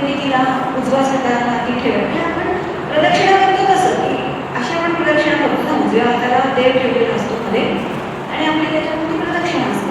जसं की नर्मदा उजव्या हाताला राहिली पाहिजे आणि ती क्रॉस करायची नसते. तर हे सगळे नियम. आणि सकाळी उठून बायकांच्या दृष्टीने प्रश्न असा येतो की एकदा रहदारी सुरू झाली की मग आपल्याला तिथे आंघोळ करायला अजून आपल्याला कधी निर्धावलेला नसतो आपण. म्हणून आम्ही पहाटे 4 वाजता उठून आंघोळ करायचो आणि नदीतच आंघोळ, म्हणजे आम्ही कधीही दुसरीकडे कुठेच आंघोळ केलेली. एक असे काही अपवाद सोडले की कोणाच्या तरी घरी गेलो आणि किंवा नर्मदा मैया खूप लांब आहे असे पण काही आश्रम आहेत की जिथे नर्मदा मैया 30-40 किलोमीटर किंवा दूर दूर तर दिसतच नाही नर्मदा मैया. अशा वेळेला मग आपल्याला जिथे आहे तिथे त्या साधनांनी आपलं सगळं आवडावं लागतं. तर तिथे आम्ही एका बडवानी नावाच्या आश्रमात गेलो होतो आणि तिथे माझी ती टॉयलेटरी होती त्याच्या दोन्ही चेन तुटल्या आणि एक तर ती असं छोटा पाऊच होता आणि त्यातनं सगळं बाहेर सांडायला आणि जी खांद्यावरची खूप मोठी पिशवी असते म्हणजे हॅवर्स आहे त्याच्यामध्ये सगळं ते पडायचं. मग पेस्ट, ब्रश आणि अशा कंगवा वगैरे छोटे छोटे टिकल्यांची डबी असं सगळं सांडायला लागलं. आणि मग असं लक्षात आलं की या पाऊचचा आता काहीच उपयोग नाही, आपल्याला तो टाकून देऊया कारण दोन्ही चेन कुठल्या इथे दुरुस्तीलाही काही साधन नाही आहे. म्हणून मग मी बाहेर जाऊन पाहिलं कुठे कचरा पेटी आहे कारण त्यात तो पाऊच फेकून द्यायचा. पण तिथे बाहेर काही कचऱ्याची हे नव्हती बकेट. म्हणून म्हटलं आता रस्त्यात कुठे दिसलं तर टाकूया कारण आश्रमांची स्वच्छता राखणं ही आपली नैतिक जबाबदारी असते. तर मग ती मी ठेवून दिली परत माझ्या हॅवर साईडमध्ये आणि म्हटलं आता उद्या कुठेतरी टाकून देऊ आणि आम्ही झोपायची तयारी केली. तर एक आमच्या शेजारी एक महाराज जी झोपले होते बाबाजी, तर तो एक माणूस आला आणि त्याला सांगितलं की तुमची बॅग रिपेअर करायची. त्याची पूर्ण खांद्यावरची हॅवर साईडची चेन तुटलेली होती. तर मग तो आला एक माणूस आणि त्याने ती बॅग रिपेअर करून दिली त्याला. तर मला वाटलं की अरे आपल्याला पण अशी बॅग रिपेअर करून कोणी दिली तर किती बरं झालं असतं ना, आपल्याला हे वापरता आलं असतं. कारण दरवेळेला सगळं सामान उचलायचं, कपडे काढायचे, आत काय पडलं ते घ्यायचं, त्याचा खूप त्रास होतो.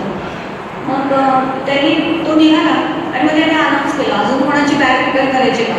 तर मी भीतीतच त्याला तो माझा छोटाच पाऊच होता पण म्हटलं हे तुम्ही करू शकाल का, कारण बॅगच्या चेन मोठी असतात, छोटी बॅग होती. तर मग तो म्हणाला मग करतो की, म्हणून तो आमच्या आणि त्यांनी पाहिलं सगळं नीट आणि एकाला साईजची होती एकाला नव्हती पण त्याने ते सगळं खोललं व्यवस्थित नीट आणि खूप अतिशय मनापासून त्यांनी ती रिपेअर केली. आणि थोडीशी जी तो म्हणला हिची क्वालिटी थोडीशी बेटाची पण ही तुम्हाला परिक्रमाभर पुरेल की ही चेन स्ट्रॉंग आहे, तर तुम्ही काही काळजी करू नका, तुमची परिक्रमा चांगली होईल. आणि त्यांनी मला दोन्ही चेन नीट करून दिल्या आणि माझं सगळं सामान त्यात मावलं. तर मी त्यांना विचारलं मग काही पैसे द्यायचे का म्हणून, किती पैसे द्यायचे. तर तो मला पैसे नाही, मी हे फ्री करतो. तो फ्री करतो म्हणजे मी म्हटलं कसं काय म्हणजे तुम्हाला हे. तर तो म्हणतो माझं बॅगचंच दुकान आहे, खूप मोठं दुकान आहे त्याचं, शोरूम आहे बॅगची आणि तिथे ते रिपेअर सुद्धा करून देतात. तर दिवसभर दुकान चालवल्यानंतर रात्री जाऊन भोजन प्रसादी घेतल्यानंतर ते आश्रमांमध्ये येतात आणि कोणाच्या बॅग्स तुटल्या असतील तिथे ते दुरुस्त करून देतात. हा त्यांचा रोजचा परिक्रम आहे. म्हणजे आपल्या दुकानातलं दिवसभर काम केल्यानंतर संध्याकाळी थकून जेव्हा झोपायची वेळ येते त्यावेळेला ते आश्रमात येऊन काय आपल्याला सेवा करता येईल, म्हणजे किती प्रकाराने ते सेवा करतात. काही लोक आपल्या तिथे आश्रमामध्ये दूध आणून देतात, काही लोक भाजीपाला आणून देतात, काही लोक येऊन स्वयंपाक तयार करतात, काही लोक वाढायला आणि नंतरची साफसफाई करायला येतात आणि हे असे लोक बॅग दुरुस्त करायला येतात. कोणी लोक तेल घेऊन येतात, कोणी लोक एक डॉक्टर आहे तर त्यांनी त्या आश्रमवासियांकडे वेगवेगळ्या प्रकारांची औषधं दिलेली आहेत आणि त्याच्यावरती पाऊचवरती लिहिलेलं आहे की हे कशासाठी द्यायचं, हे कशासाठी द्यायचं. त्यांचा फोन नंबर दिलेला आहे की तुम्हाला जर काही त्यातूनही अडचण आली तर हे फोन आहे, तुम्ही आम्हाला कुठल्याही रात्री अपरात्री फोन करा, आम्ही अवेलेबल आहे. म्हणजे ते संधी शोधत असतात की तुम्ही आम्ही कुठल्या प्रकारे त्यांची सेवा करावी परिक्रमावासियांची. आणि कुठल्याही प्रकारचं म्हणजे हा तर भेद नाहीच आहे की गरीब आहे का श्रीमंत आहे, तिथे काही कळतच नाही आपल्याला, एज्युकेटेड आहे का अनएज्युकेटेड आहे हेही कळत नाही. फक्त आपला भावच महत्त्वाचा आहे आणि तो ज्याच्याकडे जो भाव आहे ना त्या भावाने आपल्याला नर्मदा मैया तिथे पावते. असं इतक्या वेगवेगळ्या प्रकारांनी हे जाणवलं. आणि तसंच एक लखनगिरी नावाचा आश्रम होता, तर त्या आश्रमामध्ये असं नर्मदेचं पात्र पाणी बॅकवॉटर म्हणतात ना तसं आलेलं होतं. तर तिथे नावेडीच त्या आश्रमामध्ये जायला लागतं. तर बराच वेळ वगैरे पाऊण एक तास तिथे आश्रमात जाण्यासाठी जे नाव असते ना ते नावाडी सुद्धा किती वेळ ताटकळत बसतात. सगळी नाव भरेपर्यंत ते थांबतात, मग आपल्याला दुसऱ्या आश्रमात नेऊन सोडतात. ऑफकोर्स ते त्याचे थोडेसे पैसे घेतात, पण त्यांची सेवाभाव हा जास्ती महत्त्वाचा आहे. आणि मग त्या आश्रमात नेऊन ते सोडतात आपल्याला. आणि मग तिथे गेल्यानंतर एक असं मोठी टेकडी चढायची होती आणि म्हणजे आपले हनुमान टेकडी वगैरे असायची, तिथे वर आश्रम होतो. खरवणे आम्ही इकडे ठेवलेलो होतो, 1-2 डोंगर चढून उतरून आलेलो होतो आणि मग नावेत बसून तिथे पार केलं. आणि मग आता ती परत टेकडी चढायची वर आश्रम, पण तिथे दुसरं काही नव्हतंच, त्यामुळे जावंच लागतं. आपलं सामान पाठीवर घ्यायचं आणि चालायचं. तर आम्ही वर आश्रमात पोहोचलो तर तिथे 2-3 झोपड्या होत्या आणि एक असं फक्त वरती छप्पर असलेलं आणि असं एक मोठं त्याला हॉल म्हणता येईल त्यांचा, तर तसं होतं. आणि वरती फक्त छप्पर आणि खाली सारवलेली जमीन असं होतं. तर असं उघड्यावर झोपायला नको म्हणून मी तिथे आश्रमातल्या त्या साधूंना विचारलं की मी या झोपडीमध्ये राहून सामान ठेवू शकते का. तर तिथे असं विचारायची पद्धत आहे की महाराज आसन कहाँ लगाय. आसन कहाँ लगाय म्हणजे आपली बॅग आणि ते झोपायची की छोटी वळगटी असते ती आपण कुठे घालून ठेवू शकतो. तर तसं मी त्यांना विचारलं, मैं यहाँ आसन लगा सकती हूँ क्या. तर ते म्हणे नाही, यहाँ झोपडी अगर आपको रहना है तो बाहर चले जाओ, नहीं तो आप निकल जाओ. मैं झोपडीत नाही राहायचं, मी तिथे उघड्यावर ते आहे तिथे झोपा, नाही तर मग निघून जा असं. तर मग खूप वाईट वाटलं, पण काही इलाज नसतो, कारण जायचं होते. एकतर संध्याकाळ झालेली, रात्र, सगळे डोंगर आसपास, काही दुसरा काही सहाराच नाही. तर मग तिथे मी त्यांनी दाखवलं तिथे बॅग ठेवली. तर मग थोड्या वेळाने तो आला साधू महाराज, त्याने माझी असे आमची बॅग उचलली आणि इकडे चौचला वाटली. मैंने आपको बताया इधर लगाओ, अपने उधर क्यों लग रहे हैं. मग असं ते साधू महाराजांचं बोलणं कसं असतं, थोडंसं रफलक असतं, म्हणजे ते फणसासारखे असतात, वरनं काटे असतात आणि आतून ते त्यांना सेवा करायची असते, पण ते असे ती गोड बोलत नाही. तर मग ते म्हणाले की म्हणजे आपण इधर लगाने को बोला था, आपने उधर क्यों लगाया. मग नंतर त्यांनी सांगितलं की उद्या सकाळी ना इथे खूप ऊन येतं आणि मग तुम्हाला खूप उन्हाचा त्रास होईल, म्हणून मी तुम्हाला किती तर इतकं आपल्याला की म्हणजे रागही येतो पहिल्यांदा, असं कोणी चिडून बोललं म्हणजे मग वाईटही वाटतं. ते सेवा करतात ते पाहून डोळ्यात पाणी पण येतं. म्हणजे सगळ्या अशा भावाभावांना आपल्या उचंबळून येतात आणि आपल्याला त्यात क्षणाला कसा राग आला होता, ते किती चुकीचं होतं ते पण जाणवतं की कोणी आपल्याला थोडंसं काही बोललं की एवढं चिडायचं काय कारण नाही. आपला अहंकार कसा लगेच दुखावतो, आपल्याशी कशाला सगळ्यांनी गोड बोलायला पाहिजे सारखं असं. पण म्हणजे ते एक अनुभूती येत जाते. तर मग तिथे आसन लावलं आणि मग त्यांच्याकडे किती कार्यक्रम होता 4 दिवसांनी, तर त्याची जमीन तयार करणं चालू होतं. म्हणजे ते डोंगराळाच काम होतं सगळं, पण तिथे सगळी खडी पसरून ठेवली होती. मग दुसऱ्या दिवशी त्याचं धोपटणार आहे आणि त्याच्यावरती थोडी रेती आणि मग मातीने ते सारवणं असं करायला दुसऱ्या दिवशी लोक येणार होते. आजचं काम त्यांचं संपलं होतं म्हणून ते कामगार पण तिथेच होते, ते पण तिथेच राहिलेले होते, कारण दुसरीकडे काही राहायची सोयच नव्हती. तो एकच डोंगर आणि एकच आश्रम. तर मग तिथे सगळे अशी एवढी मोठी दगडं अशी खडी बसवून ठेवलेली होती. आणि रात्रीची वेळ झाली म्हणजे 7 वाजले की तिथे जेवायचं असतं, 8:30 झोपायचं. तर मग 7 वाजता त्यांनी अशी घंटा वाजली म्हणजे मग आपण आपल्या ताटल्यात घेऊन जायचं जेवायला. तर मग तसे आम्ही गेलो. तर आणि त्याच्या आधी काय झालं होतं, एका छोट्या पुलावरून जाताना मी चांगली जोरात आवडले होते आणि हॅवरसाईड होती म्हणून पाठीच्या मणक्याला काही झालं नाही, पण माकडहाट आणि त्याच्या आसपासचा भाग होता तो खूप सुरू झाले होते तिथे आणि मला खाली बसणं केवळ अशक्य होतं. आणि मग मी तिथे जाऊन असं पाहिलं की मला कुठे बसण्याला जागा आहे का, आणि त्याच्यावरती मी कसं ते प्लास्टिकची पोती टाकलेली होती बसायला, जेवायला बसायला, आणि ते दगड होते खाली. तर मला तिथे बसणं केवळ अशक्य होतं. मग मी असं जागा शोधली. एका झोपडीत तिथल्याच एका व्हॉलेंटिअरने सांगितलं की तुम्ही तिकडे बसा झोपडीवर. तर झोपडीवर बसायला गेले तर तिथे सगळे साधू जेवायला बसले. त्यांनी लगेच बाहेर ह्या माथ्याशी प्रवेश नाही आहे, जसं साधू लोक येते म्हणून त्यांनी मला अक्षरशः बाहेर आलं. मग मी बाहेर आले. बाहेर कुठेच जाणार नव्हती, सगळे दगड होते. म्हणजे ठीक आहे, मग मी माझी ताटली घेऊन परत बॅगमध्ये ठेवली. म्हटलं आता आज थंडा फराळ पाणी प्यायचं झोपायचं. म्हणून मग मी तसं आवडलं आणि आता झोपायच्या आधी बाथरूमला वगैरे जाण्यासाठी बाहेर जाऊन शोधलं आणि मग आत येऊन झोपणार होतो. तर तिथं ते साधू महाराज आले आणि म्हणले की आपने खाना क्यों नहीं खाया, असं ओरडले जाऊ. आता खाना म्हणजे मला इतकं आश्चर्य वाटलं की त्या 50-60 लोकांमध्ये त्याला कसं कळलं की मी जेवले नाही.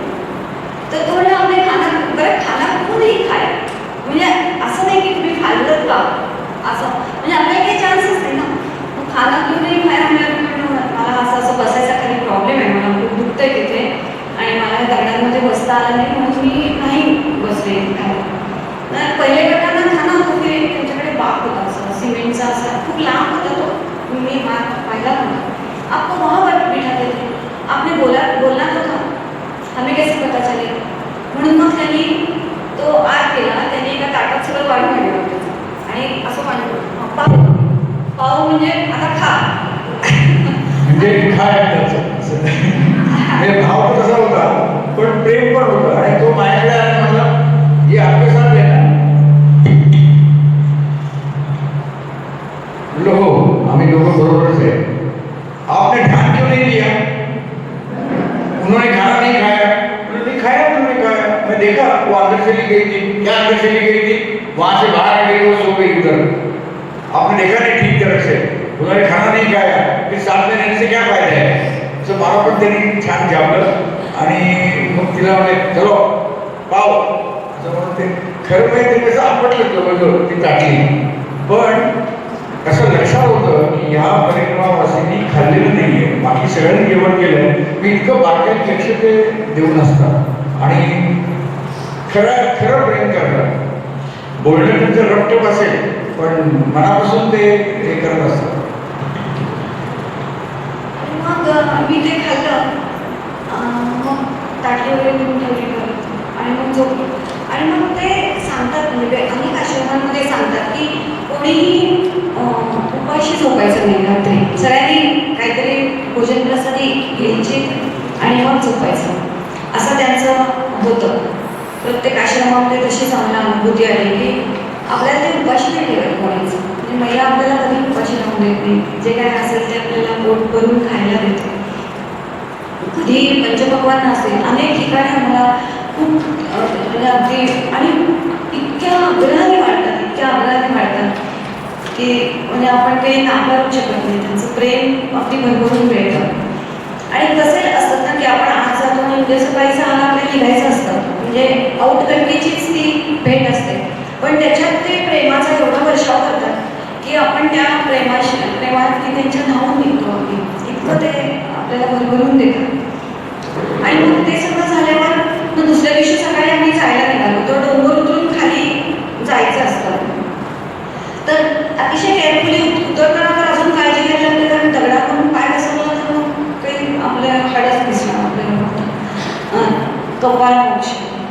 तर मग मी ते साधू दिसले तिथे मध्ये, तर मी त्यांना असा हात एका हातात काठी, एका हातात तो कमंडल आणि पाठीवर पाय, आणि मी त्यांना असा नमस्कार केला. तर ते म्हणजे पहिले अपना दंडा रखो और धीरे से चलो, म्हणजे मला नमस्कार करायची काही गरज नाही आहे, तुम्ही सावकाश जा आणि म्हणजे सेफली जा असं त्यांच्या सांगण्याचा अर्थ होतो. तर खूप म्हणजे क्षणोक्षणी काळजी घेतात ते आपली, आणि मग आपल्याला ते परिक्रमा पूर्ण केल्याचं समाधान कसं मिळतं, तर ह्या सगळ्यांचं एवढ्या लोकांचं सॅक्रिफाईस त्याच्या मागे असतं. अनेक आश्रमवासियांनी असं सांगितलं की आम्ही जे 6 महिने पुरे लोक धान्य बदलवतो आश्रमामध्ये, ते यावर्षी 1.5 महिन्यात संपलं, कारण खूप परिक्रमावासी आहे. म्हणजे ज्या ठिकाणी 40-50 लोकांची सोय होते तिथे 500-500 लोक येऊन राहिले होते. आम्ही त्या ह्याच्या जंगलामध्ये तर खप्परमाल नावाचं एक गाव होतं, तिथे त्यांची सगळी पाळलेली जनावरं, बकरी, अगदी एखादा गाढव सुद्धा असेल, कोंबड्या, असं सगळं एका ठिकाणी, आणि या बाजूला माणसं, म्हणजे माणसं आणि जनावर याच्यात काही फारसा भेदभाव नाही करते, सगळ्यांना समान ट्रीटमेंट असते. तर तिथे आम्हाला बऱ्याच ठिकाणी तसंच झोपलो आम्ही. आणि शेवटी अगदी अमरकंटक म्हणून आहे तिथे नर्मदेचा उगम होतो, तर तिथे ती कपिलधारा म्हणजे दुग्धधारा एक असते कपिलधारा, तर त्या दुग्धधारा म्हणजे अशी पद्धती येते कल्पना धाराची, पूर्ण पांढरी शुभ्र जणू काही दुधाची धार पडते अशी. आणि त्याच्या शेजारी एक आश्रम होता, तर तिथे हे आधीच जाऊन पोचलेले होते, ते आमच्या आधी खूप पुढे गेलेले होते आणि आम्ही 3-4 जण मागून गेलो होतो. तर त्यांना तिथे साधू महाराज बसले होते, त्याच्याबद्दल ते जास्ती सांगतील, पण एकच वाक्य त्यांचं सांगण्यासारखं आहे की लक्षात ठेवण्यासारखं की तुम्ही आत शंकराची पिंड होती, थोडंसं आत वाकून जावं लागत होतं, आणि तिथे गेल्यानंतर ते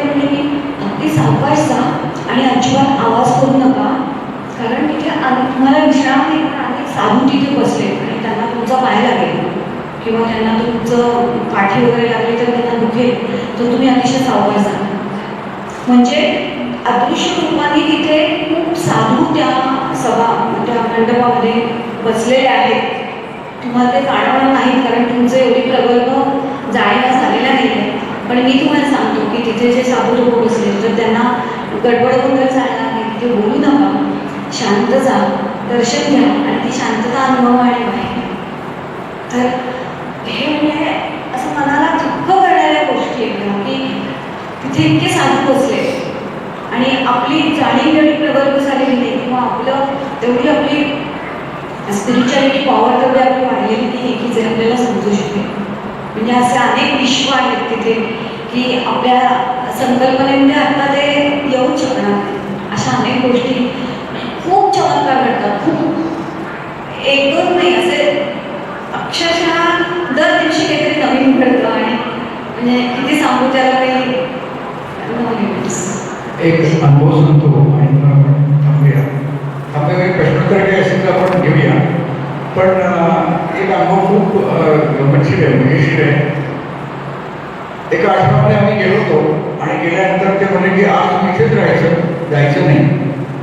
तर तिथे साधू महाराज किंवा जे सांगतात ना ते जवळजवळ ऑर्डरच असते त्यांची, आप यहाँ से जा नाही असंच म्हणतात ते. पण आम्हाला तिथे राहायचं नव्हतं, आम्हाला कुठे जायचं होतं कारण चालायचं होतं परत.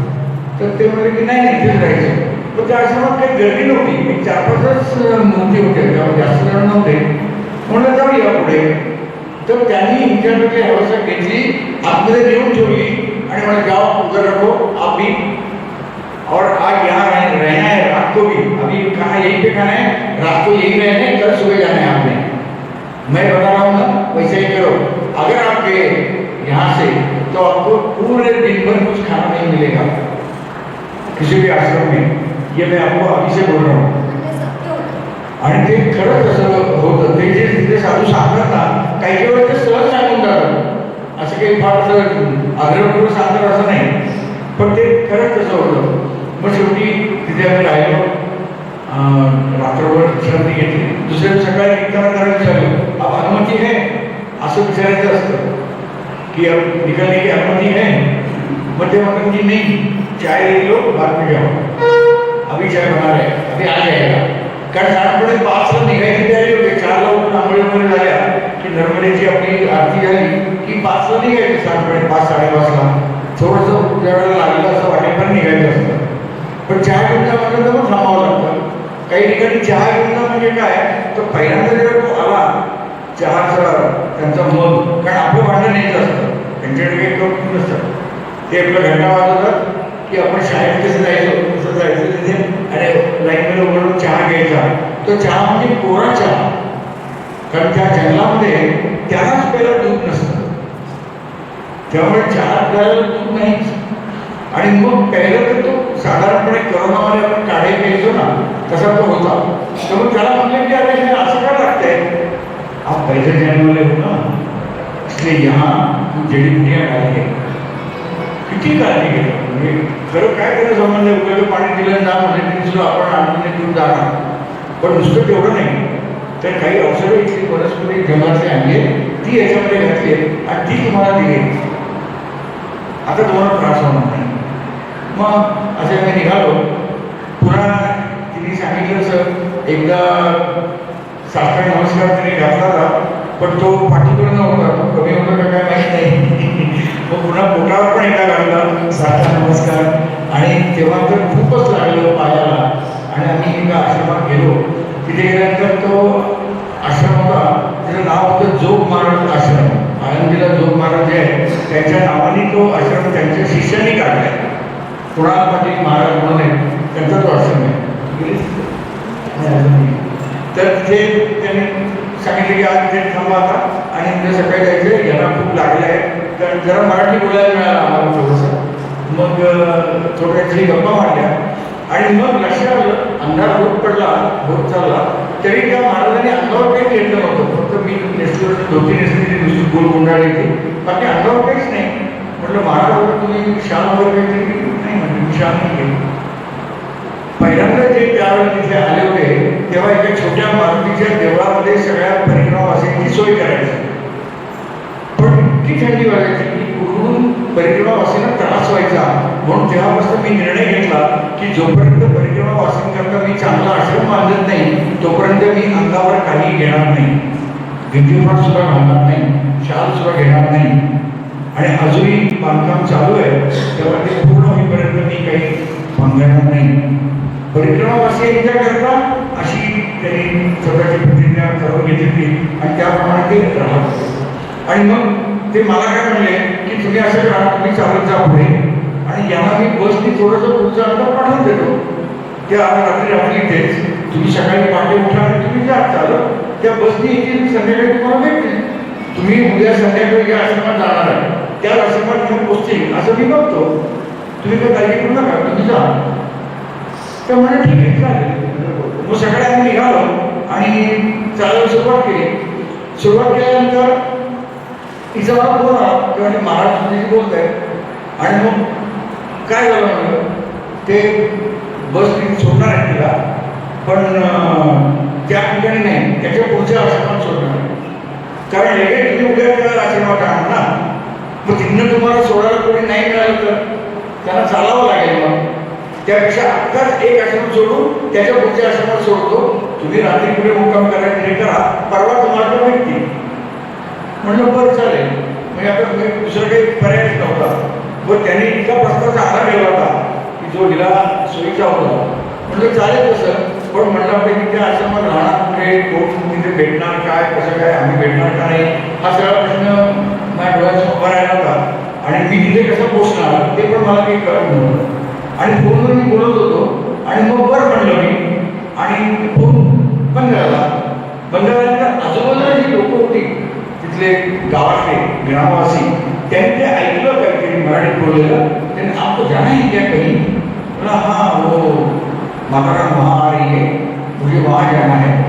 तो आप ऐसे करो, अभी एक बस आएगी यहाँ, वो बस वहीं पे जाने वाली है, तो आप भी चलो ना बस से उतर.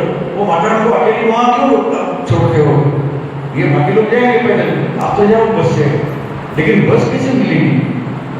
मिलेगी बस आपको. यहाँ इस गांव में बच्चों को इकट्ठा करने के लिए एक स्कूल बस आती है, त्या बसला मी थांबवतो, त्यात तुम्हाला बसवून देतो, मग ती तुम्हाला चौगुल्याला सोडेल आणि तिथून तुम्हाला पुढची बस मिळेल आणि मग तिकडे त्या आश्रमात तुम्हाला भेटतील. तर तुम्ही त्या माताला एकटं सोडू नका, तुम्ही जा, आम्ही तुमची सगळी सोय करू. बरं. आणि हे सगळं होईपर्यंत एक मोटरसायकलवाला आला, तर सगळे गावकरी रस्त्यात उभे राहिले आडवे.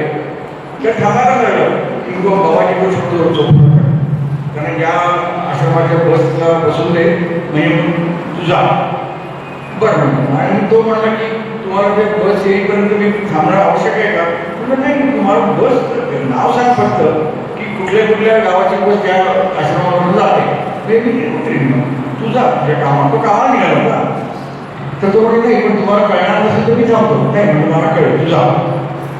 मग त्यांनी तरी तिथल्या एका मुलाला सांगितलं की बाबाजी को इस बस में बिठाओ, आणि तो निघून गेला. मग परत मी वाट बघत होतो की आता तिथे कधी पोचणार, ही कधी भेटणार, की आता एव्हाला पोचली असेल, कारण ते सकाळीच निघाले, मी तर आता निघतोय, आणि सगळं मनामध्ये होतं. तर तो मुलगा आला की बाबाजी चलो बस आ गई आपली. बरं म्हणलं. आणि बस इतकी भरलेली होती की आज पाऊल ठेवायला जागा नव्हती. तर म्हटलं माझ्याकडे एवढं सामान, की हवरसाट एवढी मोठी असते आणि बाकी सगळं सामान घेऊन कसं काय मी चढणार बसमध्ये. तर मी म्हटलं नाही, जगा नाही आहे, दुसरी बस आणून आगे गए. नहीं कंडक्टर म्हटला परिक्रमा से छोड़ते नहीं हम, आइए. आणि बाकीचे प्रवासी होते ते बाजूला झाले, त्यांनी जागा करून दिली मला आणि म्हणजे या बसा. आणि ड्रायव्हरच्या बरोबर मागच्या बाजूला असं बसायला एक छोटंसं हे होतं. ते 2-3 मुलं कॉलेजमध्ये जाणारी होती, ती उठून उभी राहिली. त्याने माझी बॅग घेतली, मला म्हणले इथे बसा तुम्ही, आणि बॅग मांडीवर दिली. अजून तुम्हाला काही पाहिजे का? तर तुमच्या कमांडर द्या, बॅग घेतलं, पाणी सांडेल बसने, मी धरतो, पण तुम्ही नीट बसा असं करून मग बसलो मी तिथे कसं. आणि मी सारखं वाट बघतो की कंडक्टर कधी येईल, तिकीट काढायचं ना, तो कंडक्टर कधी येते माहीत नाही. तुम्ही सारखं बघायला लागलो इकडे तिकडे. तर काय बघता तुम्ही? तो म्हणे कंडक्टर परिक्रमावासी येणार, तिकीट नाही बसतं, तो कंडक्टर तुमच्याकडे येणारच नाही. परिक्रमावासियों के लिए फेयर नहीं देते हैं. अरे म्हणलं पण मी देतो ना, मी देऊ शकतो, मला देता येईल, तो नाही प्रश्न. घ्यायचंच नाही असं ठरवलंय म्हणून नाही घ्यायचं. त्याचंही मला आता अरे बापरे म्हणजे किती आपल्याकरता फेवर करतात आणि आपण काही एवढे मोठे नाही की त्यांनी फेवर करावं आणि आपण ते बस फेअर देऊ पण शकतोय कारण खर्च तर होतोच आहे ना. असं थोडंच आहे की खर्च होणार नाही म्हणून. पण ते विचार सगळे भिजून त्या ठिकाणी असतात आणि मग 1 तासाने तो आश्रम येणार होता. तर आश्रम यायच्या आधी एक स्टॉप जरा गर्दी कमी झाली आणि बरीचशी मंडळी उभी असली, लोक सगळी उतरली. जो कंडक्टर दिसत नव्हता तो दिसायला लागला. तोपर्यंत मी आठवत होतो की आता हिला कुठे भेटायचं, कसं भेटायचं आणि हिला सापडलं असेल का मला हा आश्रम तो आश्रममध्ये शोधावा लागेल असं सगळं माझ्या मनामध्ये होतं. पण बरेच लोक उतरली, तो कंडक्टर दिसला आश्रमाचं उभं राहिलो तर कंडक्टर शेजारी घेत बसलो.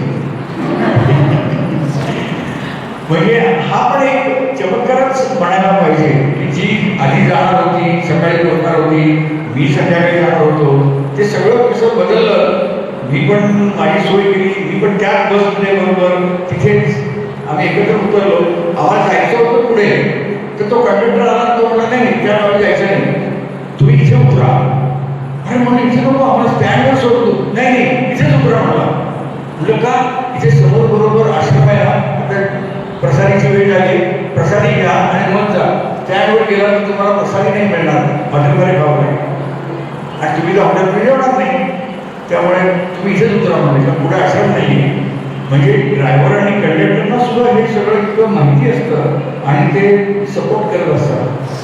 ते इथून निघताना आमच्या मनामध्ये फार होतं की रस्ता कसा कळेल, कोण सांगेल, तो बरोबर असेल का चुकीचा असेल. कोणीतरी एखादा आपला पुण्यातल्या पेशंट करणारा माणूस असेल तर तो उजवीकडे जा म्हणायचे, डावीकडे जा म्हणायचे संमत म्हणून असं काही करेल का, असे सगळे प्रश्न मनामध्ये होते.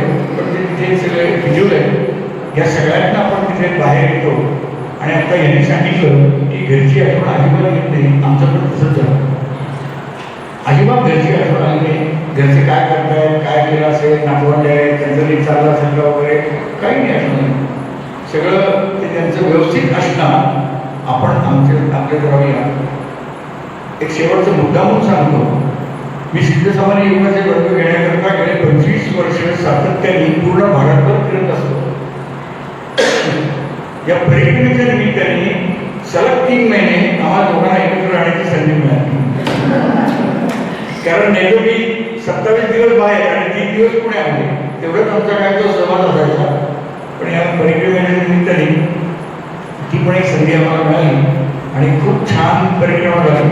अनुभव खूप काही सांगण्यासारखे, पण सांगून ऐकण्यापेक्षा आपण करावं आणि प्रत्येकाने हा अनुभव घ्यावा एवढंच मी तुम्हाला सांगेन.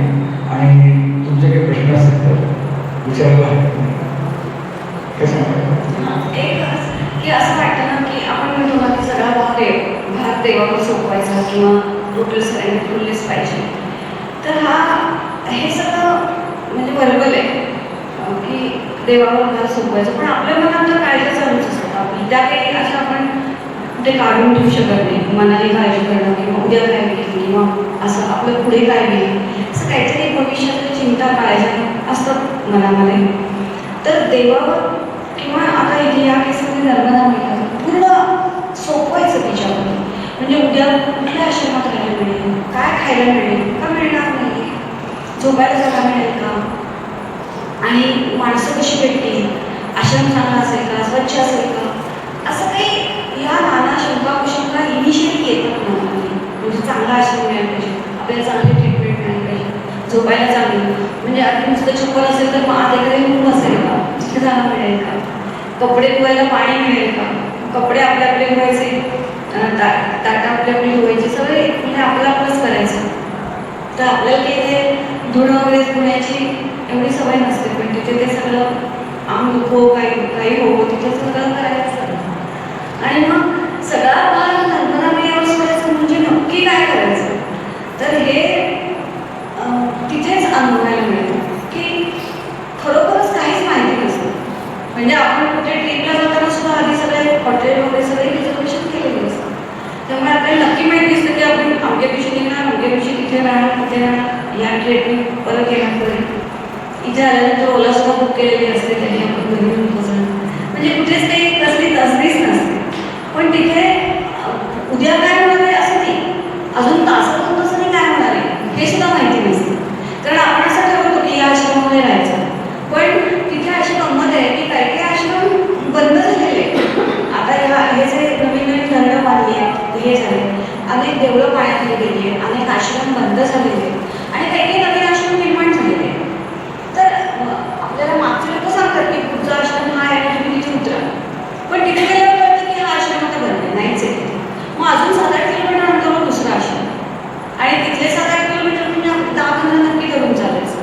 कारण त्या लोकांना चालण्याची एवढी सवय असते की त्यांना फक्त जवळ वाटतं, पण आपल्यासाठी ते अंतर पर्टिक्युलरली किलोमीटर्स असतं. तर ते आपल्याला फार जागा होतं की आता झाले असतील ना 2-3 किलोमीटर, अजून कसं नाही आश्रमाला, अजून कसं नाही असं आपण ते सारखं कॅल्क्युलेटिव्ह मोडमध्ये असतो. तर ते सगळं जेव्हा निघून जातं आणि मग एखादी चांगली म्हणजे अनुभव यायला लागतो आणि ती जी अनुभूती असते ती विलक्षण आनंद देणारी असते. तर हा कधोकधी येणारा अनुभव आहे की आपल्याला काय घडणार आहे माहीत नसतं आणि अचानक काहीतरी खूप असं मस्त घडून जातं.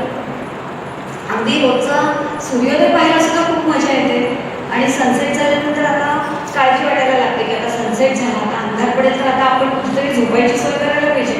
आता जर आश्रम नाही सापडला तर मग फारच कठीण होईल. असं सगळं म्हणजे संमिश्र भाव घेऊन आपण राहत असतो आणि खरोखर नर्मदामयाला जेव्हा आपण टोटली सरेंडर होतो, म्हणजे मी साष्टांग असं म्हटलं तर एका दृष्टीने चांगलं झालं की पूर्ण सरेंडर. आणि हे शरीरातल्या ज्या गोष्टी आहेत ना त्या दूर राहतात कुठेतरी आणि आपलं मन सुद्धा मागे पडतं. म्हणजे मला हे पाहिजे ते पाहिजे किंवा आपल्या मनातले भाव तेही मागे पडतात आणि आपण कुठल्या तरी वेगळ्या एका पातळीवर जातो. तर ही जी अनुभूती आहे ती केवळ नर्मदा महिमेमुळे मिळालेली अनुभूती आहे. धर्मदेव मी याच्याकरता इथं आता उभा आहे की तुम्ही सगळ्यांनी तुमचा वेळ दिला आणि आपण सुरुवात केलं त्याबद्दल तुमचे मनपूर्वक आभार. आणि आता सुहासजी आणि स्वातीताई तर अगदी रेग्युलर ओरेटर आहेत. म्हणजे त्यांचं तुम्ही जर का आपलं ते कारगिल विजय गाथा जी प्रकार आहे ते मी समोर बसून 1.5-2 तास ऐकलेलं आहे. त्यांचं इतकं सुंदर बोलतात ते की प्रत्यक्ष चित्रीकरण ते असं समोर उभं करतात. It is very good. म्हणजे इनफॅक्ट जर त्यांची शक्य असेल तर he can do it again. आणि तुम्ही सगळेजण आलात आणि तुम्ही सगळे छान बोललात आणि सगळ्यांनी खूप चांगली माहिती दिली, खूप छान. आणि संजय जोशींनी सगळं ऑर्गनाईज केलं. मला माहिती आहे की ऑर्गनाईज करण्यामध्ये किती कष्ट पडतात आणि किती त्यात आणि त्यात आपल्या कॉलनीमध्ये जरा जास्तच